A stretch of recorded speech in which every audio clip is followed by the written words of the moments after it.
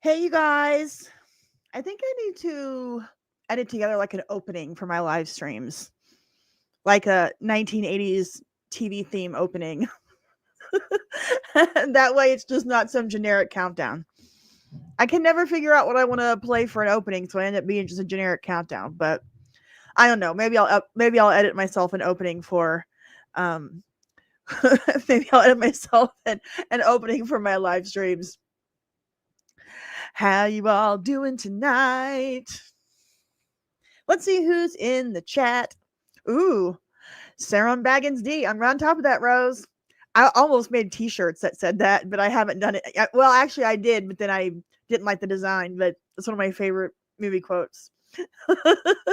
Jason Crawford, Troy Smith, Robert Rodriguez, Lisa Ramos Montalvo, Mr. Stitch, Jason Meyer, Todd Bone, V-Zach, Vector K, Chow Young Cat, how's it going? Albert, how's it going? Hello, everyone.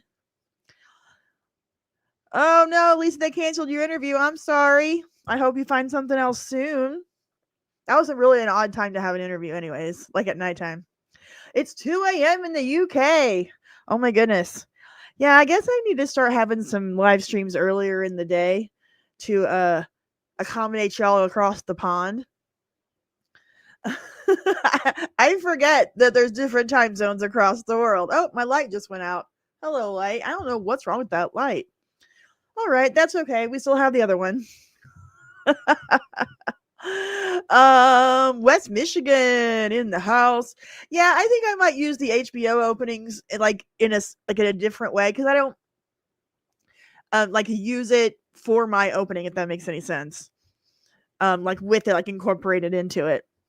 I haven't figured it out yet. I'm just spitballing here. It's Friday night. Well, Amen 13. Hello. Let's see. Just saw your 80s TV movie video and you need to watch Threads. It's not a rip off the day after if you thought that movie was bad. No, like, it's not that it was not when it was a rip off. It was just the same, like, it was a big nuclear war movie. Like, they came out like a year afterwards. And I just added it in the end to acknowledge that I knew it existed. But as an American, it was not a thing here. So I'm gonna watch Threads at some point. I've heard people say that I need to watch it, but like I just it's just funny because the cultural impact in America that the day after had was such, like, over 100 million people watched it live. Like over 100, that's nearly half the country. It was a big deal. Like, we had discussions about it at school the next day, or like you had to do school reports on it, and people talked about it for days. Threads just wasn't here. I think it aired on cable like a few years later, but again, it wasn't a big event. I have no bad thoughts about that movie. I just haven't seen it, and it just wasn't an event. So that's all I was trying to say with that. But I'm gonna watch it at some point. You think Threads is better? Maybe. We shall see. We shall see. I know the whole world isn't on America time. It's ridiculous, really. You know I'm kidding. Oh, guys. Let's see here. So, tonight is Gen X a la carte night. For those of you that are new, that means that we just watch random videos that I decide that I want to watch that I've been saving up throughout the week to share with y'all. Videos from the 70s, 80s, and 90s usually is what we watch. Sometimes we will watch, look at social media posts from about times back then, or we'll talk about some Gen X who are making news or whatever.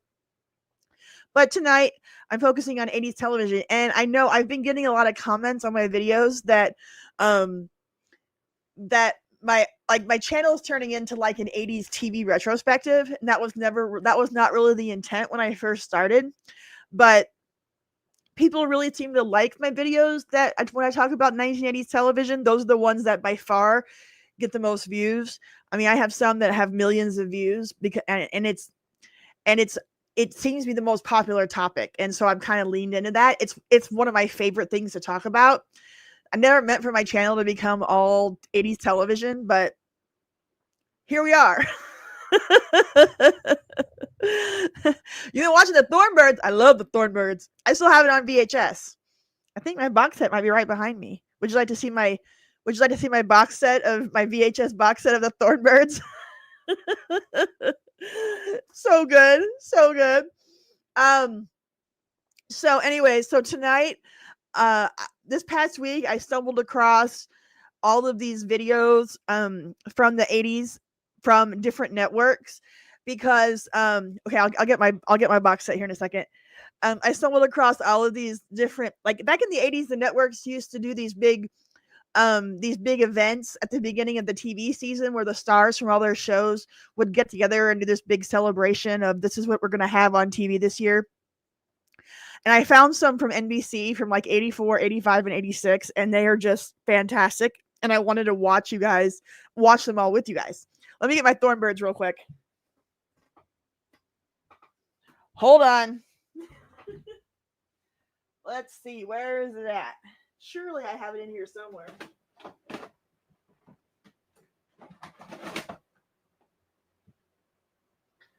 Well, son of a nutcracker. I thought I had it handy out here, but maybe it's in one of my boxes.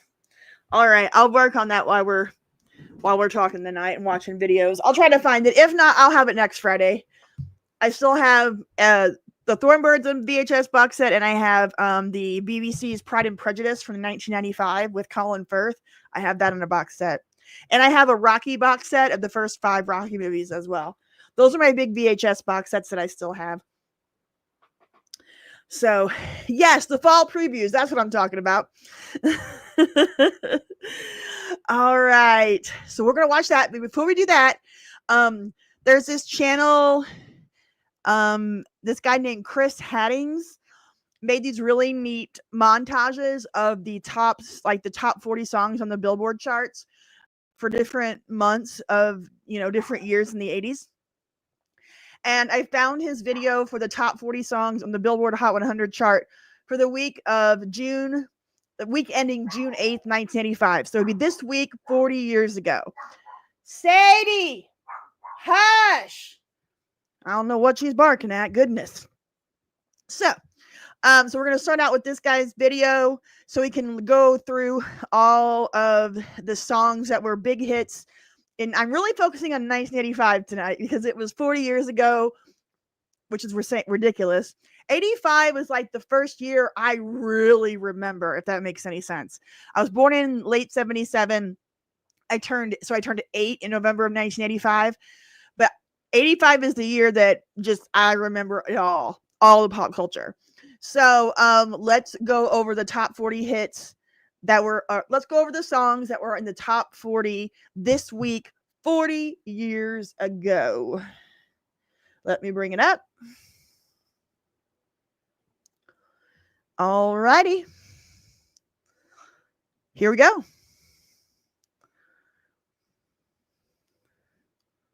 Just as I am. It's like a pinball. Lucky at love. Well, passing by days. What can I do to keep from going crazy in the night? I loved Kim Carnes. She had such a cool voice. Yeah, we started off with Air Supply. Let's go back. You gotta love Air Supply as well. This is one of their songs I'm not as familiar with, but it's still that sound. What was the first cassette CD you remember buying? Yours was Appetite for Destruction from Guns N' Roses in the spring of 88. I was 6 going on 7. Nice. Well, the first one that I bought myself was Debbie Gibson's Out of the Blue. I believe it was 87. And I also bought Tiffany's self-titled cassette as well.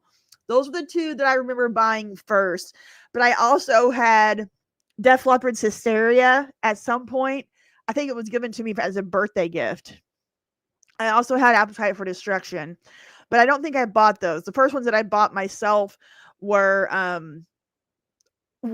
Debbie Gibson's Out of the Blue. I remember that distinctly. It's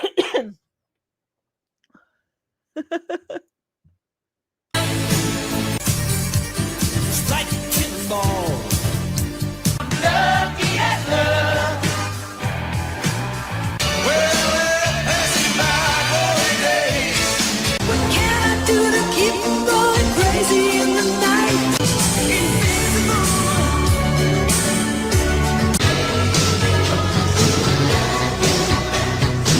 I don't remember these songs at all. There's some of them that I really don't remember.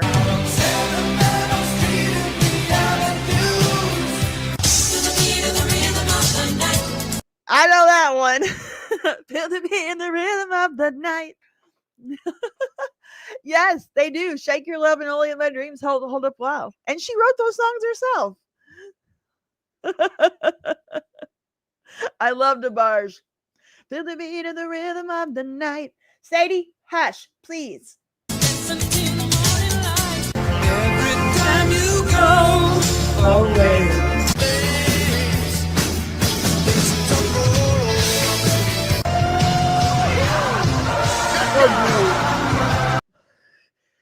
Oh my goodness, We Are the World. That came out in well, they recorded it in January of '85. I think it was right after the American Music Awards. If you guys haven't seen the documentary on Netflix about how they made it, highly recommend. Highly, highly recommend. Like, it's so funny because if you watch it, Bob Dylan had like no idea what was going on. He just could not grasp the concept of what they were doing, and it's so funny to watch that section of the video of the documentary because Bob Dylan was lost.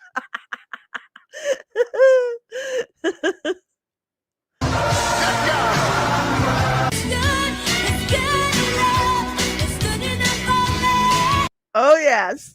The Goonies came out 40 years ago in April, I think it was. Some like it hot and some sweat when the heat is on. That's a good one. Oh man, this was early Whitney. You Give Good Love. Oh man. I just love Whitney. One lonely night. One lonely night. One night in Bangkok, the world stopped for you. Definitely one of the better Madonna songs. Love Crazy for You. When I don't know which way to turn. When the end comes, I know there's no distance you can lose. Never ends story. She wore a raspberry beret. This is like one of my top 5 Prince songs. I think I love her. Oh my god, this song is a good one. I wish we could jam out to it, all of it. The search is over. It's from you to a kill. It's the politics of contraband. It's the smuggler's blues. Operator. I didn't know this was 85. I was thinking it was later in the 80s. And then Sade had a sound, didn't she? Like such a distinct sound. This is like my least favorite Phil Collins song. What the hell is Susu Studio and why?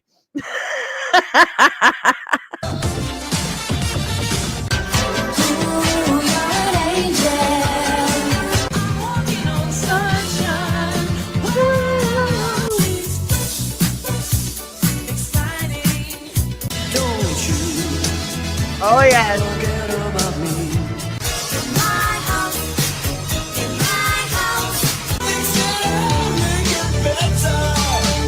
I love Howard Jones. I use the instrumental version of Everlasting Love in a lot of my videos because I just love it so much. She wasn't looking for a pretty face. Wasn't looking for the latest style. I love it. I love it. I love me some Howard Jones. The song that was played at every middle school dance for the next 5 years. You gotta love Heaven from Bryan Adams. Suddenly. Oh yeah, the ocean. But there's a lot of movie soundtrack songs in the top 40 at this time. That probably would be a good video to do, like the best soundtracks, movie soundtracks of the 80s and 90s. Yep, this was Axel F from Beverly Hills Cop.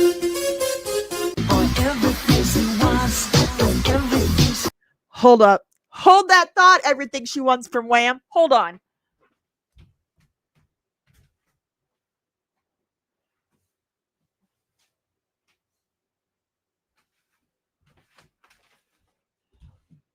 I've shown this before, but I had it handy, so I have to show it to you again. Boom. Still have it. The sleeve is falling apart. But that's my Wham Make It Big record that I still have. Boom, there's the inside. Of course, there's the vinyl. I love Wham from the mid-'80s. And then I love solo George Michael. It was a big one for me. Love it, love it, love it.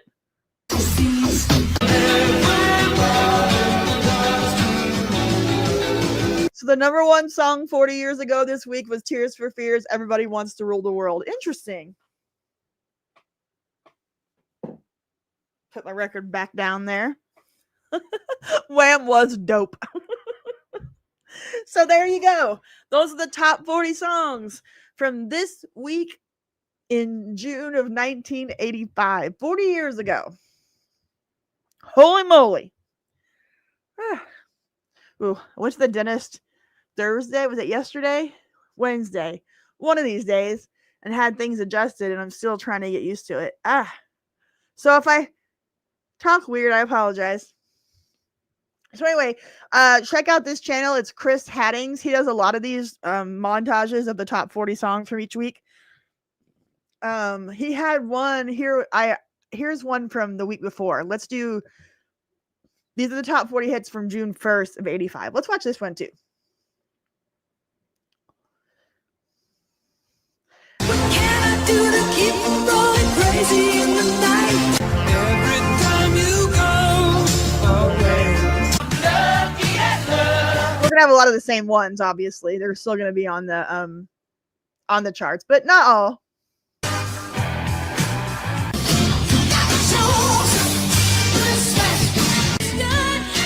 Then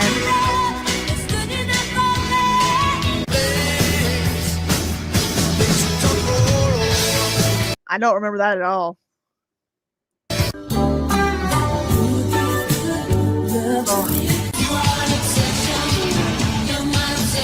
Now that was a good one. I forgot about this one.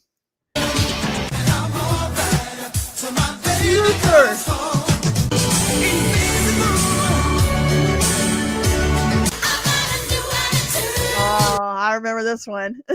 I'm feeling good from my head to my shoes. Oh, one of my favorite Tom Petty songs. Oh my God. You heard the Animotion song at Safeway? No. You don't want your favorite music to become grocery store music, right? This is scary.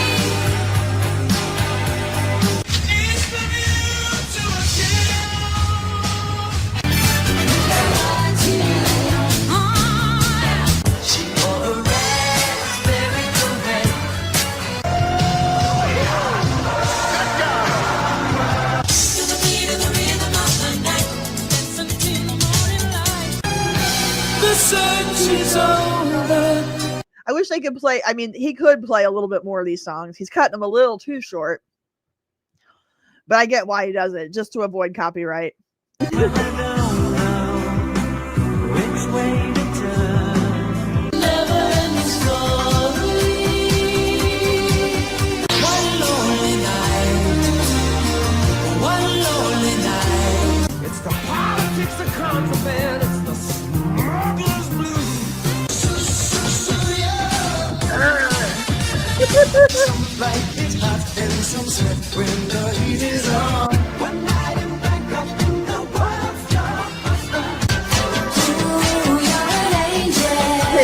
So you know that's not Aerosmith. Kevin, aka Mr. K, 5 pounds. Hi, Natalie. Has anyone ever told you that you have a lovely voice as well as a lovely laugh? Why, thank you very much. I get it every once in a while, especially on my live streams because I tend to giggle a lot. I'm a giggler. But thank you so much for the super chat and for the nice compliment. I really appreciate it. Yeah, it makes you wonder if like AI is making this stuff. Like, why would it say Aerosmith? That's a really, really big error to make.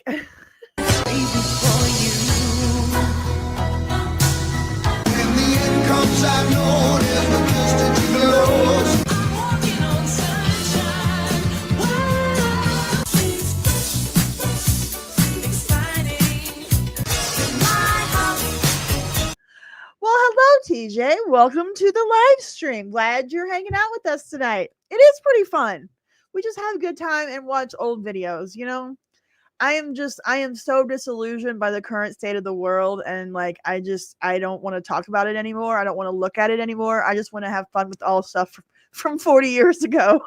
So that's what we do here on the live stream on Tuesdays and Fridays. I'm also I'm going to do a Sunday live stream for members. I started it last week on a Thursday, but Thursdays just aren't working for me. So I'm going to put it all on Sundays. So for channel members that want to do the watch along with me, I'm doing Dallas on Sunday nights now. I'm getting ready to do episodes 2 and 3 Sunday night. Super excited about it. Super excited to get into Dallas, like really get into it. Oh, I'm so glad you're a new sub. Welcome, welcome, welcome. Thank you, Gemini Gypsy. That's kind of what this channel has become. Like when I first started this channel, and somebody even called me out the other day. Cause I still have my intro video up on my channel, the very first video I ever made with my phone, talking about why I started this channel or what I was going to do with it. And it was, nostalgia with the heavy dose of criticism. I was going to re-examine the news and the pop culture that I consumed and kind of look at it with a little bit of scrutiny and everything and try to be some big culture commentary person. And I was really bad at it, like really bad at it, trying to make some, big cultural statement or some big essay about, why this movie in the 80s just completely destroyed us, or, why this TV show led us astray, or, was the news all fake, and what, I was trying to be all serious, like a serious commentator, but that's honestly, it's just, I'm not good at it and it's not me. So over the last year, this channel has turned into just like looking back at all the fun pop culture that we had. A lot of it is, spread out across the internet. Some of it's really hard to find. And so I just kind of turned this channel into, let's reminisce and be nostalgic for all the stuff that we had in our childhood. But I'd like to pull out stuff that's not very common, So that's kind of what this channel's turned into. And I'm so done with the current crap.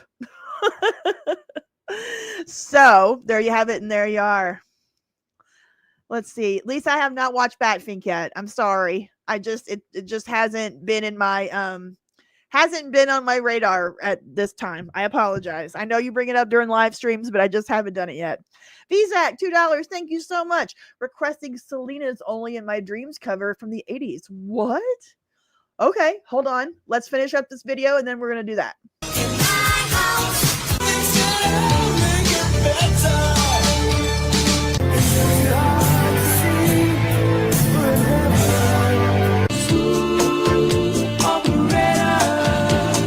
Suddenly, don't you forget about me.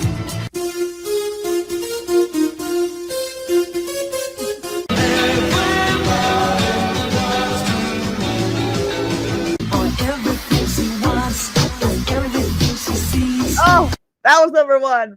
We ended with Wham at number one. That makes me happy. Thank you, Gemini Gypsy. I really appreciate it. I'm having a lot of fun with it. All right, Selena's Only in My Dreams cover. Now, I did not know this was a thing. Oh, no. I think somebody just let my cat in, and that's not going to be good.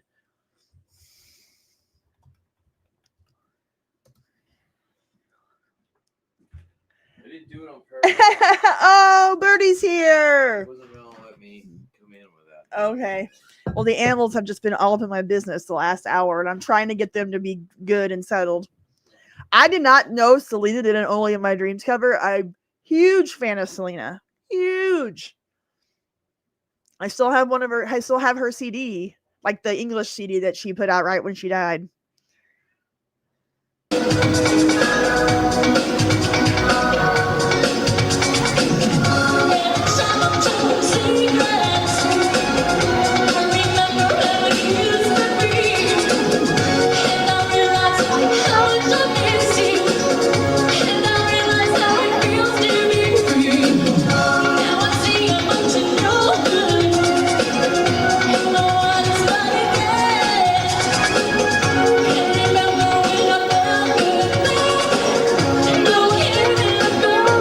I can't believe it's been 30 years since she died.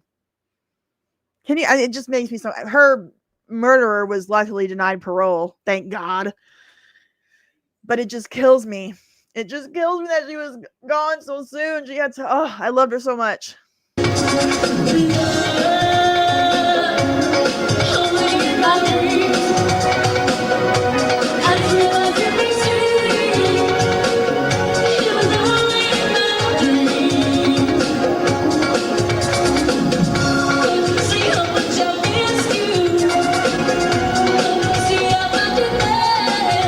Yes, the murderer was the president of her fan club. I can't think of the bitch's name, but she doesn't deserve any of our time, honestly. But yeah, that was her. And I almost made a video titled Jennifer Lopez or no, Selena had to die for Jennifer Lopez to be famous. Because I swear J-Lo would have never been famous if it wasn't for Selena's death. And I know that sounds harsh. God forgive me, but Selena was so much more talented, and of course J-Lo got her like breakthrough when she started Selena in the movie about her. So yeah, look, Yolanda's her name. So so there you go. My light went out, so I apologize for it being so dark.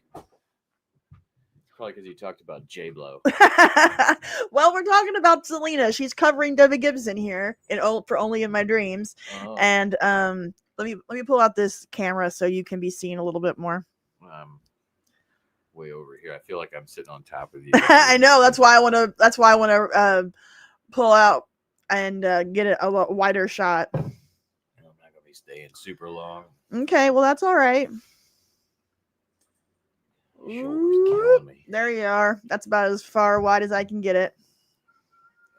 And I knew Dale was going to be a pain in the butt. I just knew it.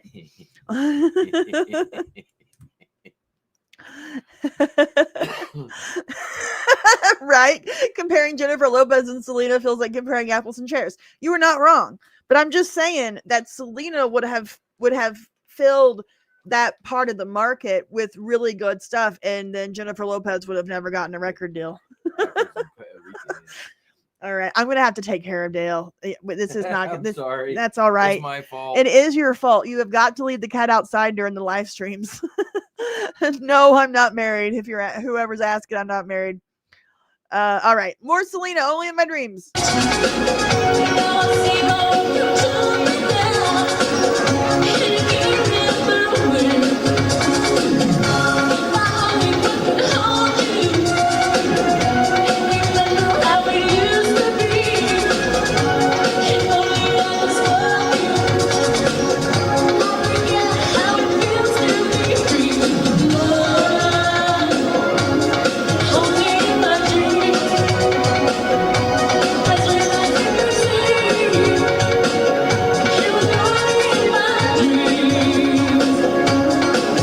Well, that's what I'm saying. Selena made J-Lo, right? Like J-Lo wouldn't have been J-Lo if it wouldn't have been for her starring in Selena's movie, and like in Selena's death. Like if Selena would have lived, her music and her talent would have filled the part of the music market that J-Lo eventually filled, if that makes any sense.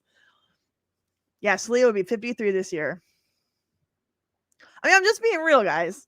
I'm not a fan of Jennifer Lopez. I think her music is awful. She had like a couple of fun songs, but like all of her music is like written by like 74 people.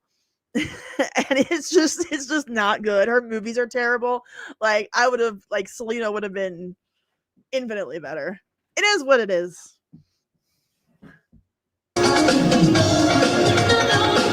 Hello, November Rock.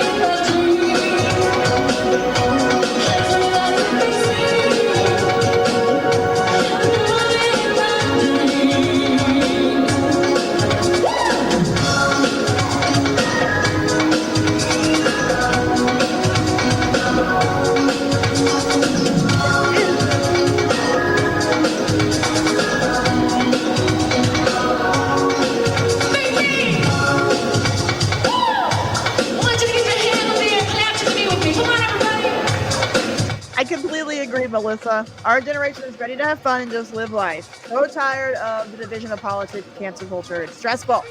We did have the best times, and I'm going back. I'm gonna build my retire malls and have my 80s and 90s towns, and I'm staying away from modern culture. Thank you for your comment.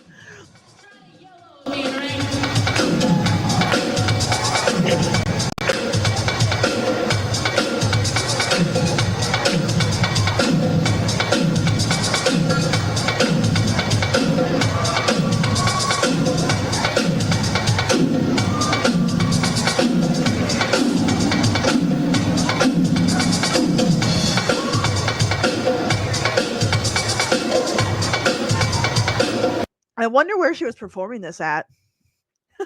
We really all should chip in and buy them all. I'm telling you. I want to turn an abandoned mall into a Gen X retirement village. $1.09. Yeah, $1.09. Yes, for everybody. It'll only take about $50 million, guys. I mean, come on. Yep, exactly right. And like, you would only have like an internet cafe with dial-up internet. Like that would be you. Nobody else. You couldn't have your smartphones and all that stuff. Like we're living in the 80s, guys. Hey,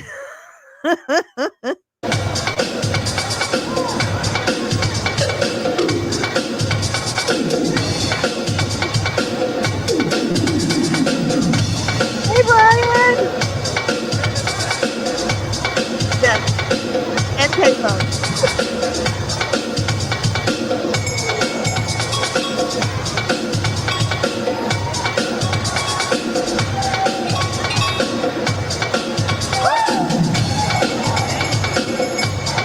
We got a puppy dog joining us tonight, everyone. This is Titus or Tiny Tot or whatever you want to call him. This is my brother's dog. He is not saying anything, but he's He licking just the did. microphone. He just said something. You're talking over him. Oh, sorry. So we call him Tot. Yep, Tater Tot, Tiny Tot.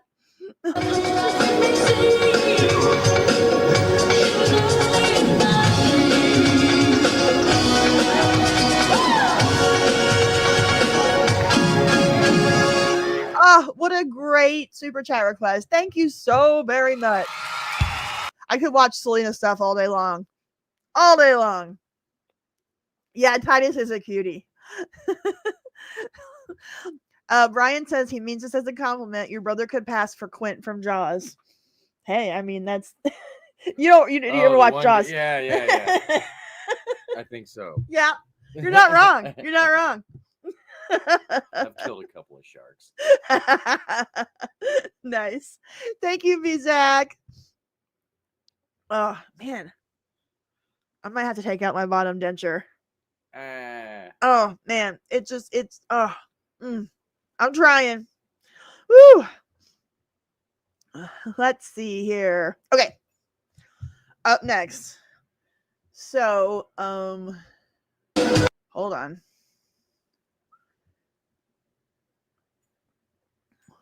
What do I have here? I had some good stuff ready. Okay. So, where did it go? Not that one. Here we go. 1985 NBC All-Star Hour. So this was the fall of 85 when the NBC was introducing their new shows and all their stars were there and they did all these big performances. And there's a special performance by the kid stars of the different TV shows they had on the air. So this is what we're going to watch for a little bit. We're not going to watch the whole thing. This came from 1985 NBC All-Star Official. Knight Rider Historians Official is the channel. Oh, we got a super chat from Brian.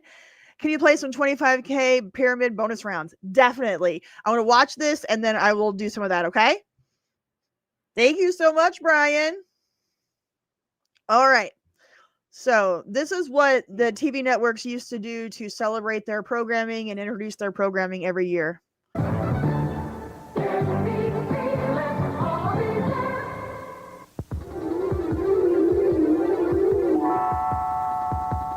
What do I think accounts for NBC's recent success? Oh, Pizzazz! Integrity. Cosby Show. Energy. Stamina. Miami Vice. Diversity. Hill Street Blues. Talent. No Carter. Quality. Taste. Stage mothers. Innovative programming. Faith. Prayer. Hope.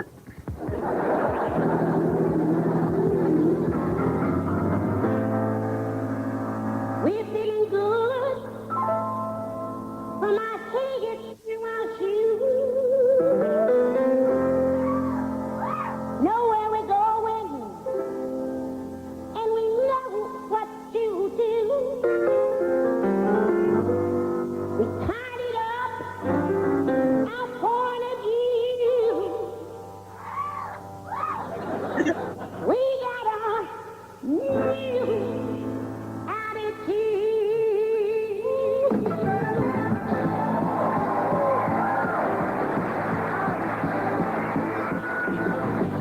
we are going to see so many faces in this crowd. Like, it's pretty cool. But yeah, Nell Carter is going to do her opening number here. I think she did the opening numbers pretty regularly during the 80s because she was on Give Me a Break. Running cold, we were running into overload. We were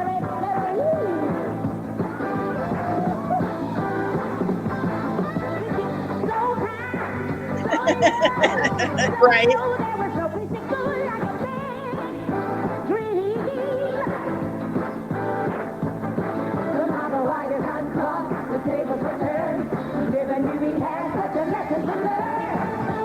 Good from my head to my shoes.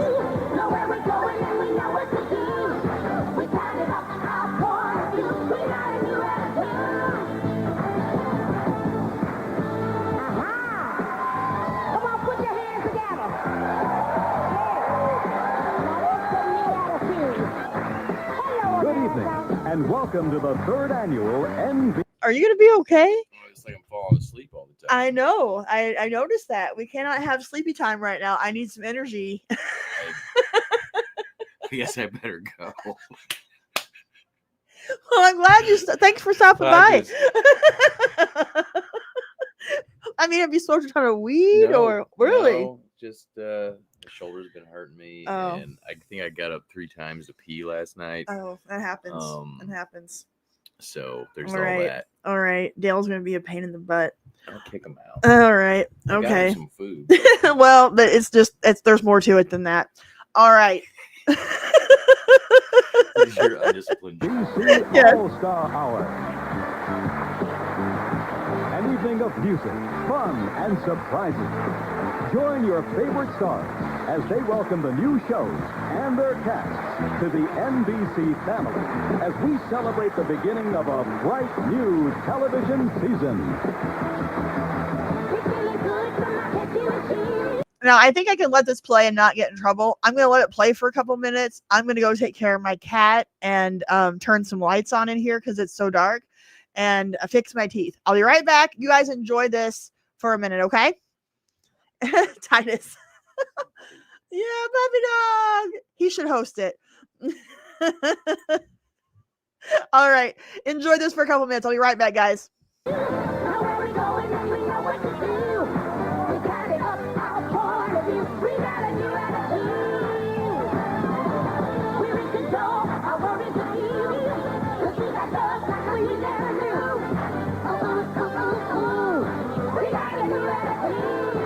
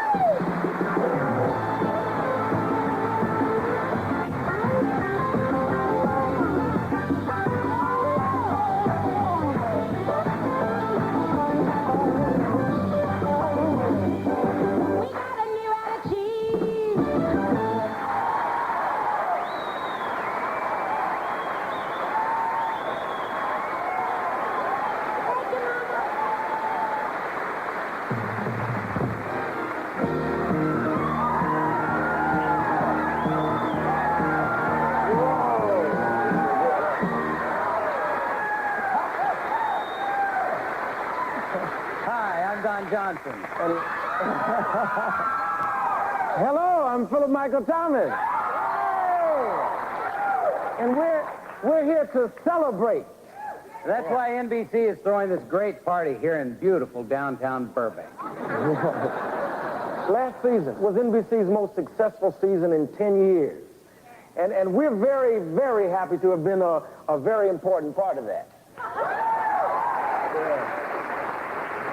And the new season promises to be even better. There are great new shows like Golden Girls with Bea Arthur, Betty White, Rue McClanahan, and Estelle Getty. And Helltown with Robert Blake. 227 with Marla Gibbs. And Misfits of Science with Dean Paul Martin. And NBC amazed everyone when they brought America's premier filmmaker to television with Steven Spielberg's amazing story. All right. Yeah. And if that's not enough, NBC has brought back the master of suspense, Alfred Hitchcock. My God, Miami Vice was such a big deal back then. That was like the height of Miami Vice, the summer of '85. Bertie had to leave. He needed to go to bed, so I had to kick him out tonight. Sorry, guys. But you're gonna have fun with me. Brian, I will get to your super chat. I promise. I just really wanted to watch some of this because this was really cool, and I didn't watch it so I could watch it with y'all. And we're not talking about reruns, pal. We're bringing him back with all new shows in living color. Good evening, fellow creatures. Ooh. The old pro still has it. Yeah, man, I don't know about you, but I can remember watching his shows and, having nightmares later. Yeah, I remember. Yeah, nobody could scare us like he did. Actually, it was nothing. Don't be modest, Mr. Hitchcock. Nobody could put the fear in us like you did. Yeah. And I'll bet that he still can do it. I bet he can do something right now that'll drive us up the wall. Now we come to that part of the program for which the sponsor has been waiting. For you young kids out there in the chat, because I know we have a few Gen Zers, the guy on the left is Don Johnson. That's Dakota Johnson's daddy, in case you're wondering. I bet he can do something right now that'll drive us up the wall. Now we come to that part of the program for which the sponsor has been waiting. I'm too prudent to describe it. The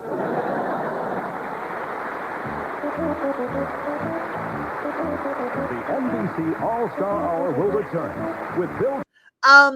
What I'm gonna do, the Watch With Me full live streams for Dallas are gonna be for members only. However, I'm going to start making YouTube edits of them, a few episodes at a time. So once I've got the first 5 episodes watched, which is the opening miniseries, the pilot miniseries, I'm going to make a YouTube edited video watching all 5 of those episodes. So you guys will be able, if you're not a member, you can still watch them. You just won't get to watch the whole, Watch With Me where we're just sitting there watching the show, if that makes sense.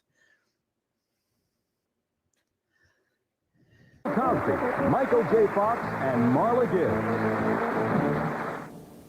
Hi, I'm here in New York, and the rest. Yeah, that was it. Hitchcock was already dead by this point. They just rebooted his Hitchcock Presents series and colorized some of his old stuff to use in the 80s version. But yeah, Hitchcock was already gone.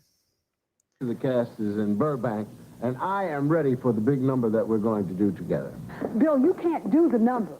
Sure I can, with the wonders of the... All right, this is the number I was telling you guys about. It's all about family sitcoms and the adults on the sitcoms and the kids. Electronic age, put me on a split screen. You have not rehearsed. Felicia, run through it once and I'll know it. Okay, that's a good idea. We'll do it, and then we'll put you in later. You got I'll keep it quiet, Toto, I promise. Ladies and gentlemen, Felicia airs Allen. You guys are going to love this. Aaron Gray. George James. Joel Higgins. Thelma Hopkins. Charlotte Ray.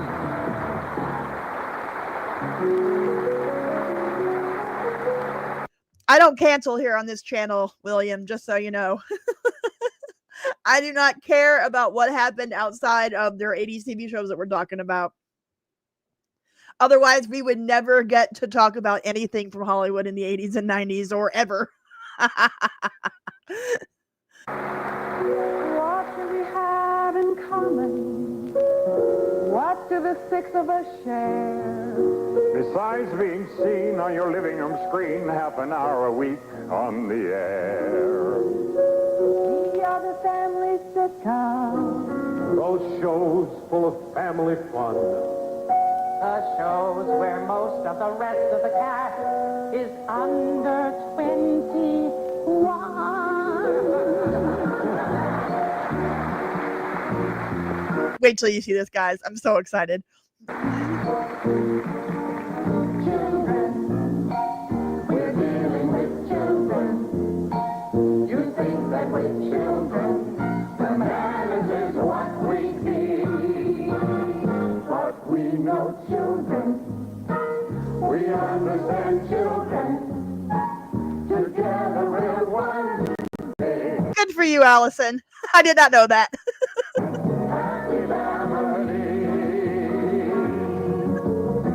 No matter what they do, we accept them. Acceptance. That's the key. Does it bother us when they slam the door locked?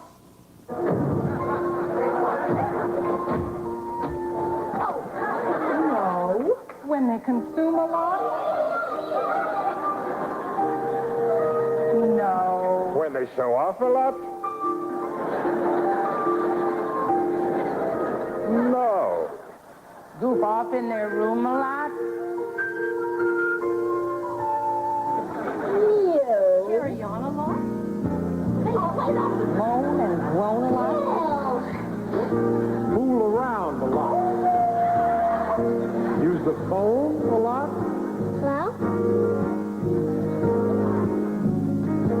Hey, don't let my neck get in the way. But we know children. We understand children. Together we're one big happy family. All right, real quick. On the left, we have Felicia. Well, at the time she was Felicia Allen, but Felicia Rashad, Aaron from Cosby Show. We've got Aaron Gray from, at the time, Silver Spoons.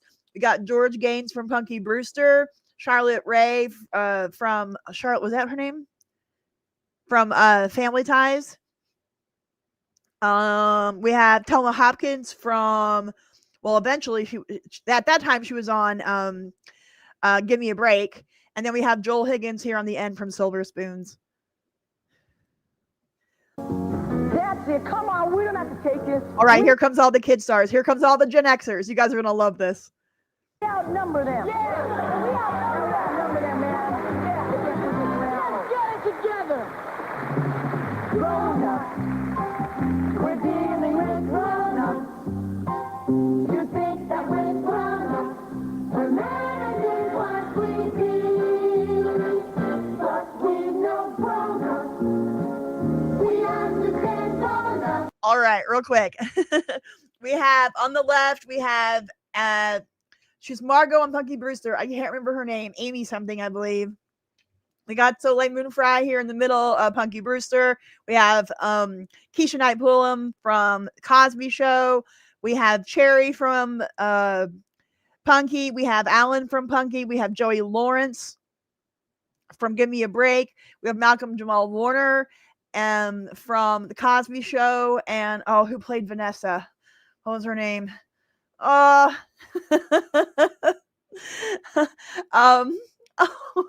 Tempest Bledsoe. We have Mackenzie Aston here in the middle from Facts of Life, and we have Rick Schroeder from Silver Spoons and Alfonso Ribeiro from Silver Spoons. So here we go, and there's more coming. Together we're one big happy family. Oh, no, we're not. Be with us. We're not children. Yeah, I'm 18 and a half. I'm old enough to drive. Me too, we're adults. Okay, then go with them. Them? Damn right. All right, so in the middle here, well, let's get a close up of them. So in the middle, we have like the teenagers. They're not kids, but they're not adults. Does it bother us when they use the So we have Sandra. Was that the oldest Cosby kid's name? What was, I can't think of her real name. Sabrina LaBeouf, I think was her name. And then we have Blair from Facts of Life. We have one of the daughters from Give Me a Break. phone a lot? Yes! No! When they hug a lot? No! When they're nuts a lot? No! When they mug a lot? No! They blow up a lot! They complain a lot. They scream a lot. They're in pain a lot. But do we let that bugger? Do we let it bother us? Do we? No. You know what really gets to us? Yeah, they get to laugh a lot. We get to laugh a lot? You know who gets to laugh a lot.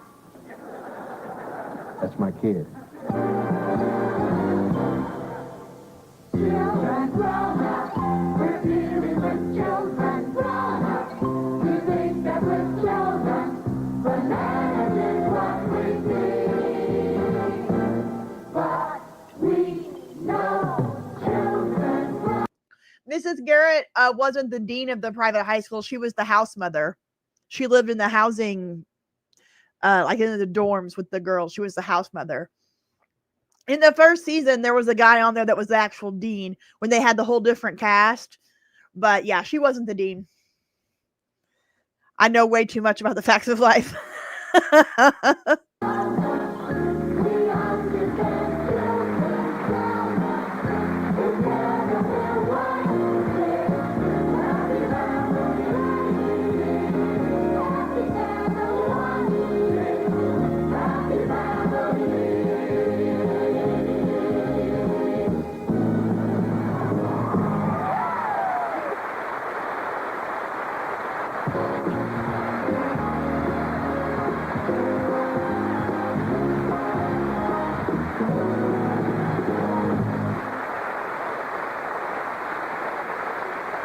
Okay, it's a great run through. I'm ready when you are. Bill, that was a bye. You did it without me? We did it without you. Rudy's role in the Cosby Show was originally going to go to Urkel. That is correct, Jaleel White. They changed him to a daughter and hired Keisha Knight Bullen. Should we break off into discussion groups or just address this matter immediately? I mean, that would be a good video topic for, like, you know, other actors that were supposed to be in roles and how they changed. That's pretty fun. I suppose you want to introduce the new family without me. I do. Families. There's nothing like them. Have a good time without me. Ladies and gentlemen, a brand new family sitcom, 227, starring the wonderful Marla Gibbs. Oh, freaking love 227. Yeah, exactly. Like Eric Stoltz was the original Marty McFly. That is correct. Not Marla Gibbs. I know, but I'm going to introduce her. She's a foxy lady. I'm going to introduce her. It's true. Miss Marla, yes.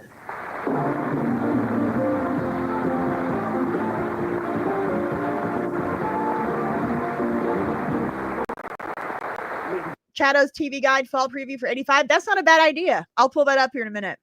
If I was going to fall for an older woman, it would be you. Malcolm. By the way, how old are you? I like this theory, Todd. I think we are all in the head of Tommy Westfall. That might be what's happened to the world and why everything went so wonky.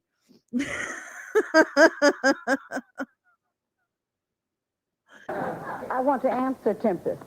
Darling, I'm old enough to know better than to answer that question. And now that you have done everything that you should do, I think it's time for us to leave. All the Riptide guys. Well, 227 has given me a man-child, and of course a daughter, and an apartment house full of well-meaning but always provoking neighbors. My heart's in the right place, even if my nose isn't. You're home early, Sandra. My boss let me off. I have a severe headache.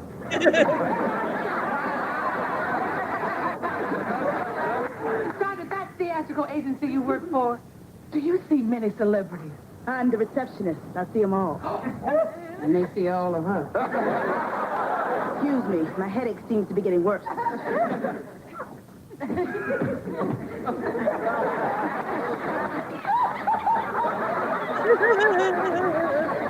got the devil in you. Oh, she makes me sick.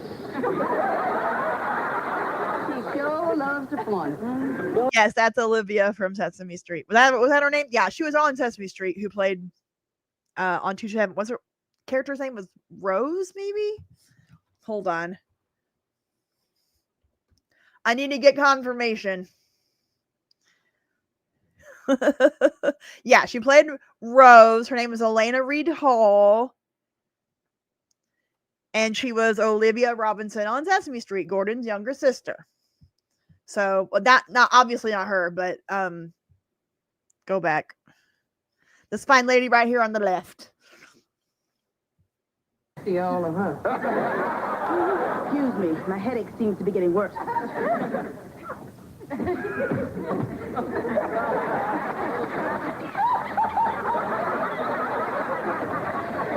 got the devil in you. Oh, she makes me sick. She sure loves to flaunt it. Don't you wish you had it? I love my new family on 227. Hal Williams,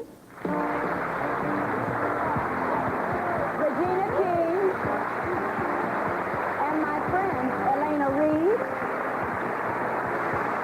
Kia Goodwin, Curtis Baldwin with his grandmother, Helen Martin,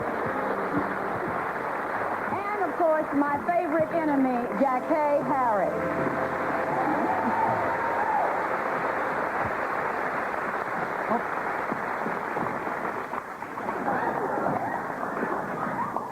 Jackée, I must say, darling, you do look stunning.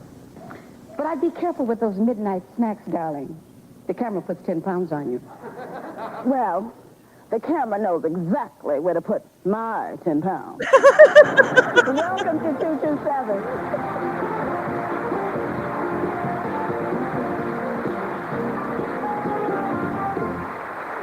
The best advice my mother ever gave me. Hi. Get a haircut. Don't go on the stage, darling. Keep away from show business. Never cry on camera. Aha! Don't worry about it. What was the best advice my mother ever gave me? Not to be a spoiled brat. To be myself. And feel good about it. I know. My mother always told me it was really important to learn how to listen. To marry a girl named Mary Tiffany. Never get married.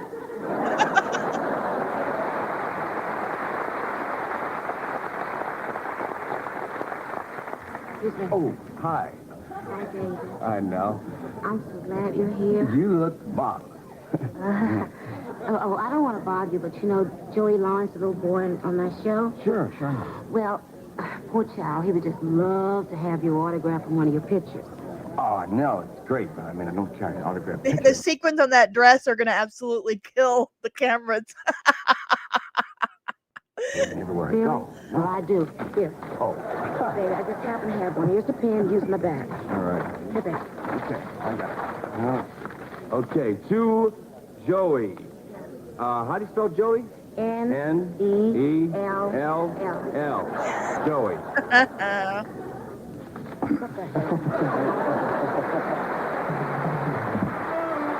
Stay tuned for Ted Danson, Ellen Gray, and Michael J. Fox. All right, there you go. Let me put the link to this video in the chat if you guys want to watch the whole thing. because it's pretty great. Oh, do you want to see commercials? I don't know if there are. Let's see. No commercials, but I do have some 1985 commercials ready to watch tonight. Let's see here. I want to do the super chat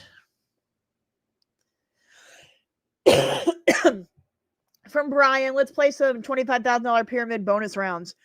This is one of my favorite things from the 80s. Was the $25,000 pyramid. Dun dun dun dun dun dun dun dun dun. Dun dun dun dun dun dun dun dun dun. $25,000 pyramid bonus round.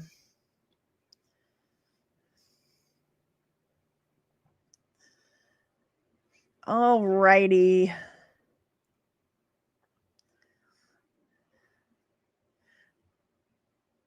Let's do this one. Alrighty.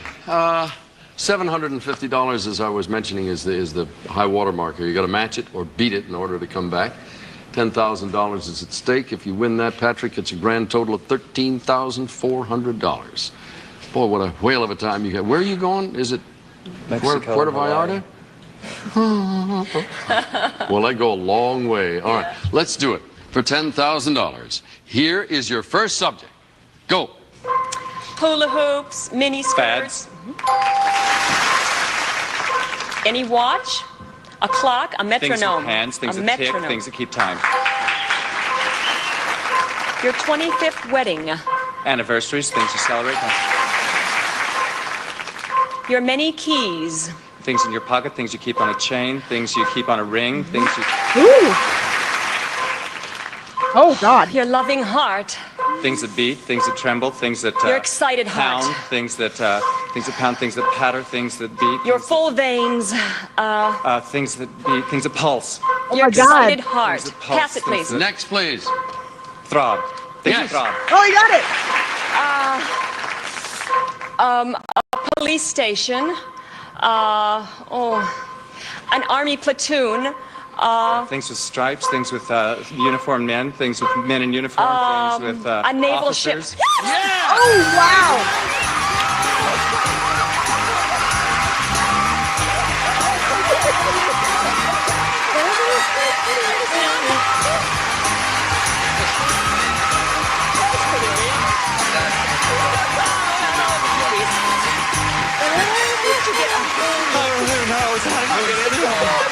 Can you swing a camera? Yeah, Betty White was the GOAT on game shows. I actually have a video of the best game shows of the 80s. We'll watch that here in a second. But we're going to watch some more of these bonus rounds real quick. Let's see. This was from 1983. You could win $25,000 in the next 60 seconds. You won a considerable amount, but the chips are down now. We got to do this. It's the end of the week. It's the last show on a Friday. So let's get everybody together. Put some pressure on me, why don't you? No, this is power of positive Yes, thinking. absolutely. Jack Clark sitting over there saying, zong, zong, zong. The that only him, one darling? back there is Bob Stewart saying, oh, no, please. No, we really want you to win the money. Believe that and think positively. All right, let's do it. Here is your first subject. Go. Your scalp, Things in your head. a knife, a razor blade. Things you cut with. Oh, rock me to sleep. What a baby would say. Oh, rock. What a little baby would say. What? Oh, rock me, little girl. Rock me and change my little diaper. What a doll would say. A basket, a bunny. Okay, that was kind of creepy, just so you know. Things at Easter. Egg. Easter things. Your shirt, your jacket, Things with buttons. your shirt, Things you button. A priest. Things with collar. There you go. beer, homemade beer. Things with a head on them. Things that are brewed. Wow.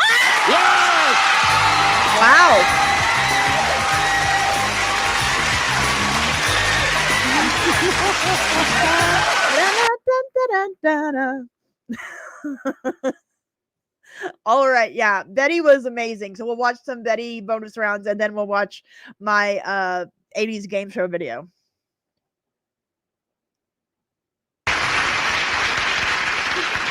You wanted the picture of the baby and it's out in the audience? I'll get it next time. What's the name? Matthew. Matthew. Tell you what, I'll make a deal with you. If you win the $10,000, I'll run down to the audience, I'll get the kid's picture, I'll bring it back here, we'll do that. Is that incentive? You got a deal. If it's not the $10,000, you get the baby picture on television. That ought to be fun to watch just in itself. All right, well, you got to make it come true. All right, for $10,000, here is your first subject coming up. Just a second, and put the subject up, please, and go. The drain, the stopper. Things in a sink. Things in a tub. Parts of a tub. Now let's play $25,000 pyramid. Now if What a host would say. Yeah, What if DeClark would say. Salami, pickles. Things in a deli. Bologna. A baby's birth. Your baby's Things you birth. celebrate. Things that are happy. Jewelry. Flatware. Things you get as gifts. Sticks. Things made of silver. Spies. Things that are mysterious. Thieves. Things that are undercover. Sneaky.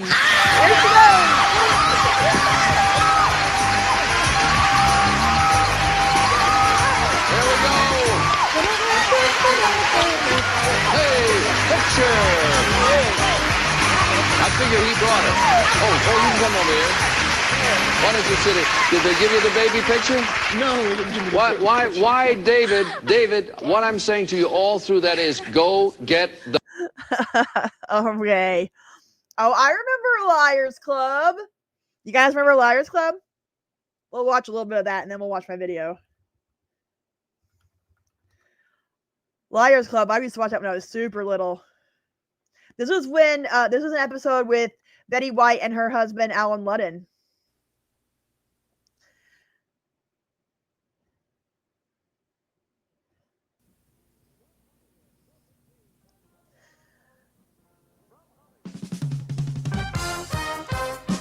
From Hollywood, welcome to... I gotta be honest, this is why I love YouTube. For stuff like this.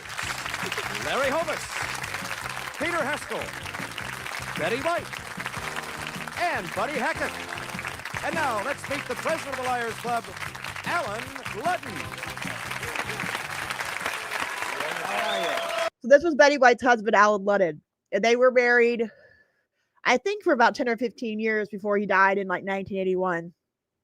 Wow, thank you very much. I'm glad you're with us. Hey, let's talk to Larry Hovis here for a minute. How are you, Larry? I'm fine, Al. Let me ask you a question. You're always asking me something. I'm curious. You've been with us now in the Liars Club for a bit. You've been exposed to all this stuff. They're married How for about 20 you? years. Liars Club, this was my guess would be mid to late 70s because Alan Ludden died in 81. So I'm thinking mid 70s. Do you ever have any prevarications that you think Yes, are Alan was best remembered for Password. even interesting? Do you lie, Alan? No, I am really a lousy liar. I Are you really really? am. Betty can testify to that. She says if anything comes in here, it goes right out here, and that's the truth, you know. Is that true, Betty? That's true. He Yeah. can't tell a lie? No. You just keep believing that, honey. Except Just- he didn't tell me he was exposed on this show. You see, I didn't know. So the premise of this game was that there was a celebrity panel and they would bring out different objects or different things that like were weird looking or like you wouldn't know what they were. And each of the 4 celebrities would have to give an explanation of what they thought it was. And the contestants had to decide who was lying and who was telling the truth. We'll get to the game. We'll get to the actual game here.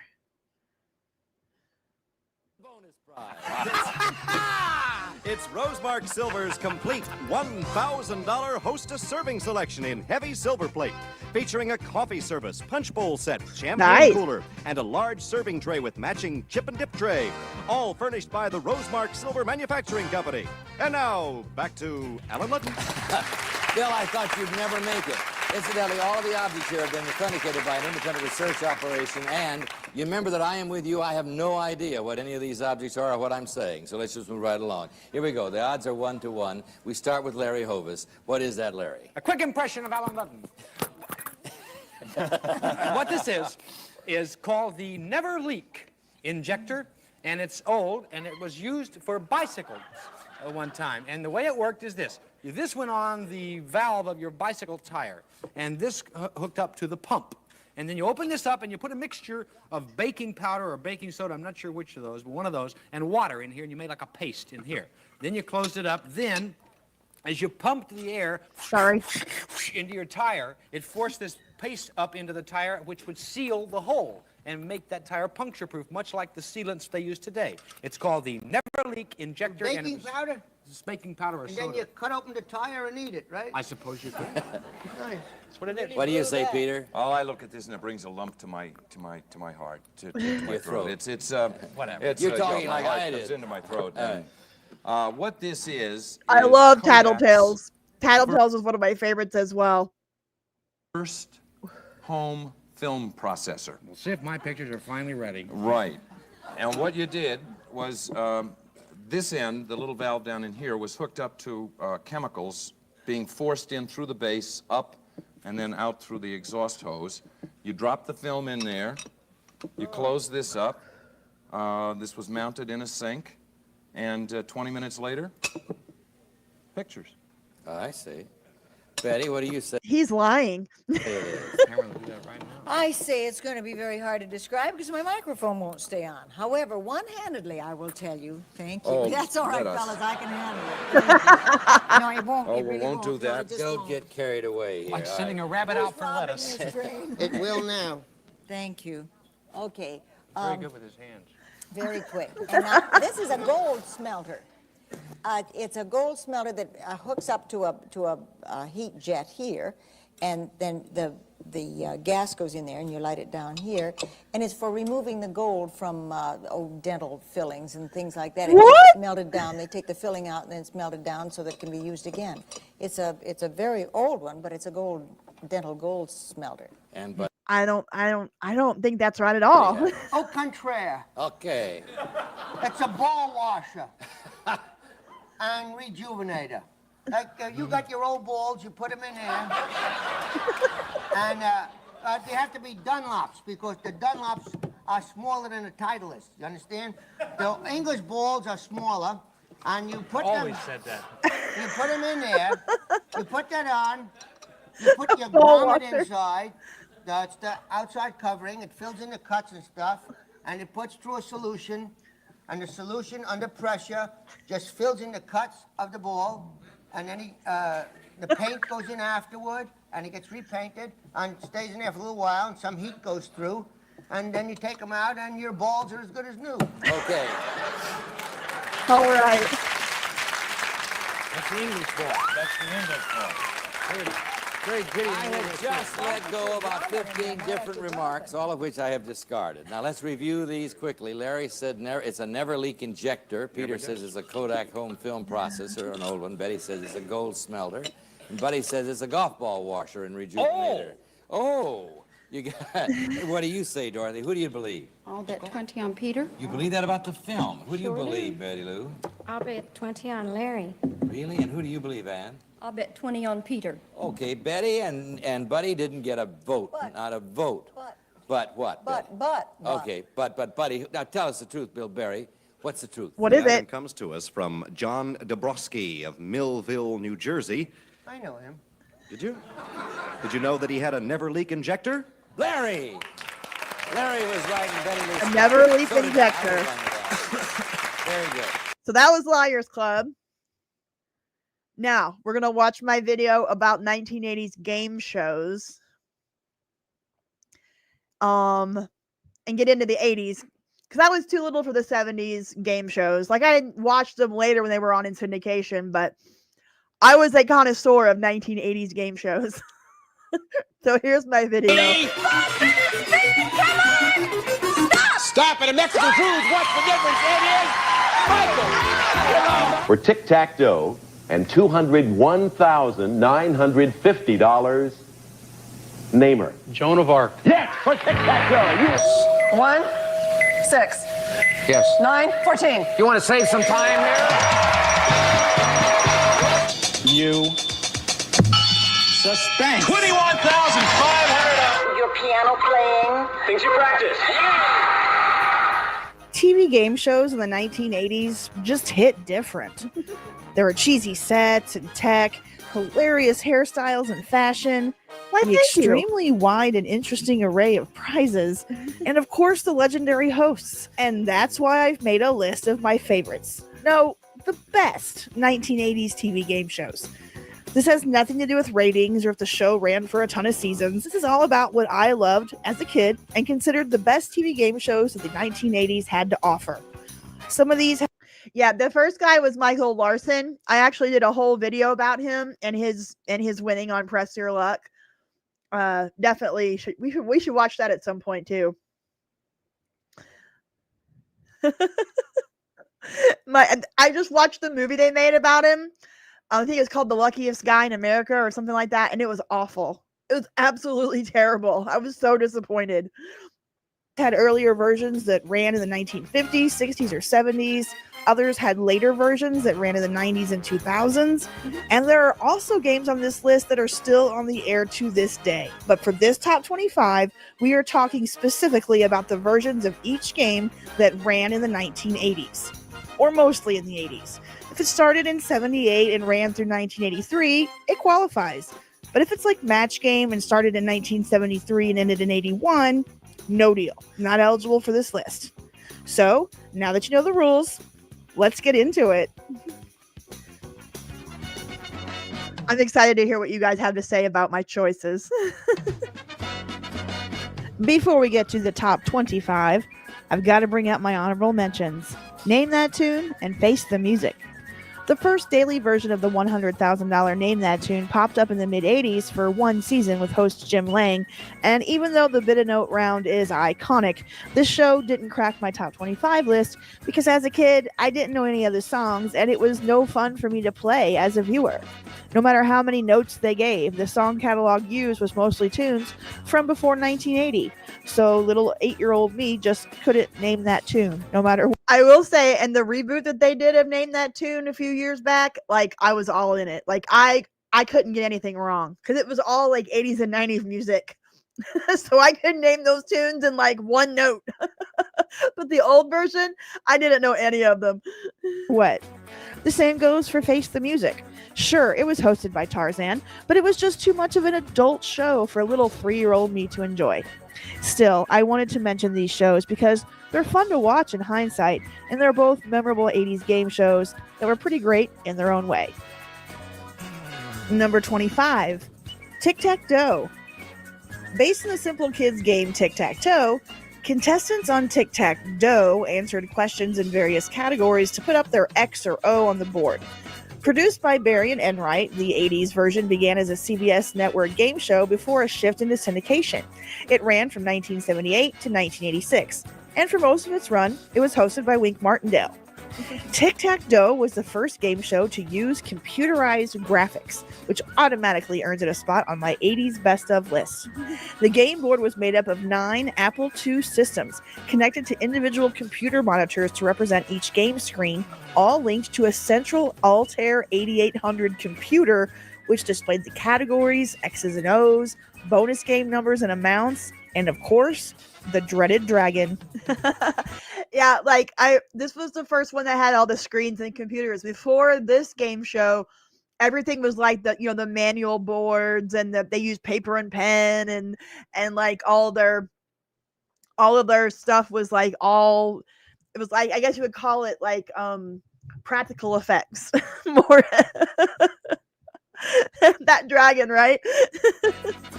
Number 24, the New Hollywood Squares.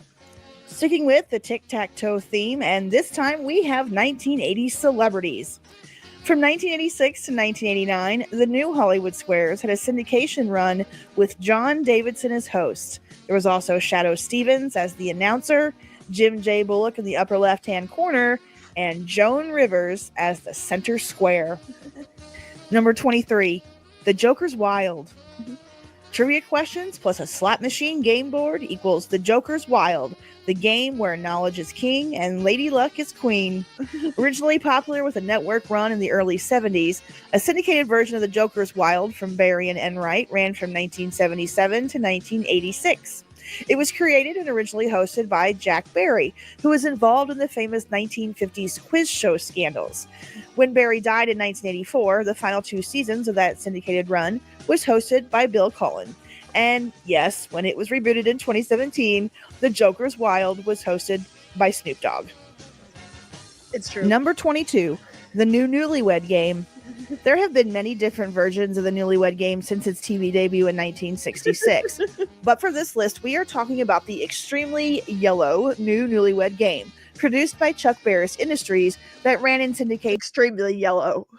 This was the most yellow set in the history of television. From 1985 to 1989. It was hosted by Bob Eubanks, who will forever be connected to this game thanks to his censorship-avoiding phrase, making whoopee. Young newly married couples got the chance to win cash, appliances, furniture, and vacations on this fun, sometimes awkward, and always extremely 80s TV game show. Number 21, Bumper Stumpers. Okay, this one is technically from Canada. It's not. Oh, that's a good question, Steve. Did anybody here in the chat, did you ever attend a game show taping? That's a good question. Not American, but I watched it as an 80s kid in America on the USA Network in association with Barry and Enright Productions. So it earns a spot on my list. Bumper Stumpers ran from 1987 to 19. Shut the front door, Buck, Buck, Buck. Aw. That is so cool. 90 and was hosted by a guy named Al Dubois. Basically, contestants had to solve puzzles created via vanity-style license plates, and the game's big prize was $5,000.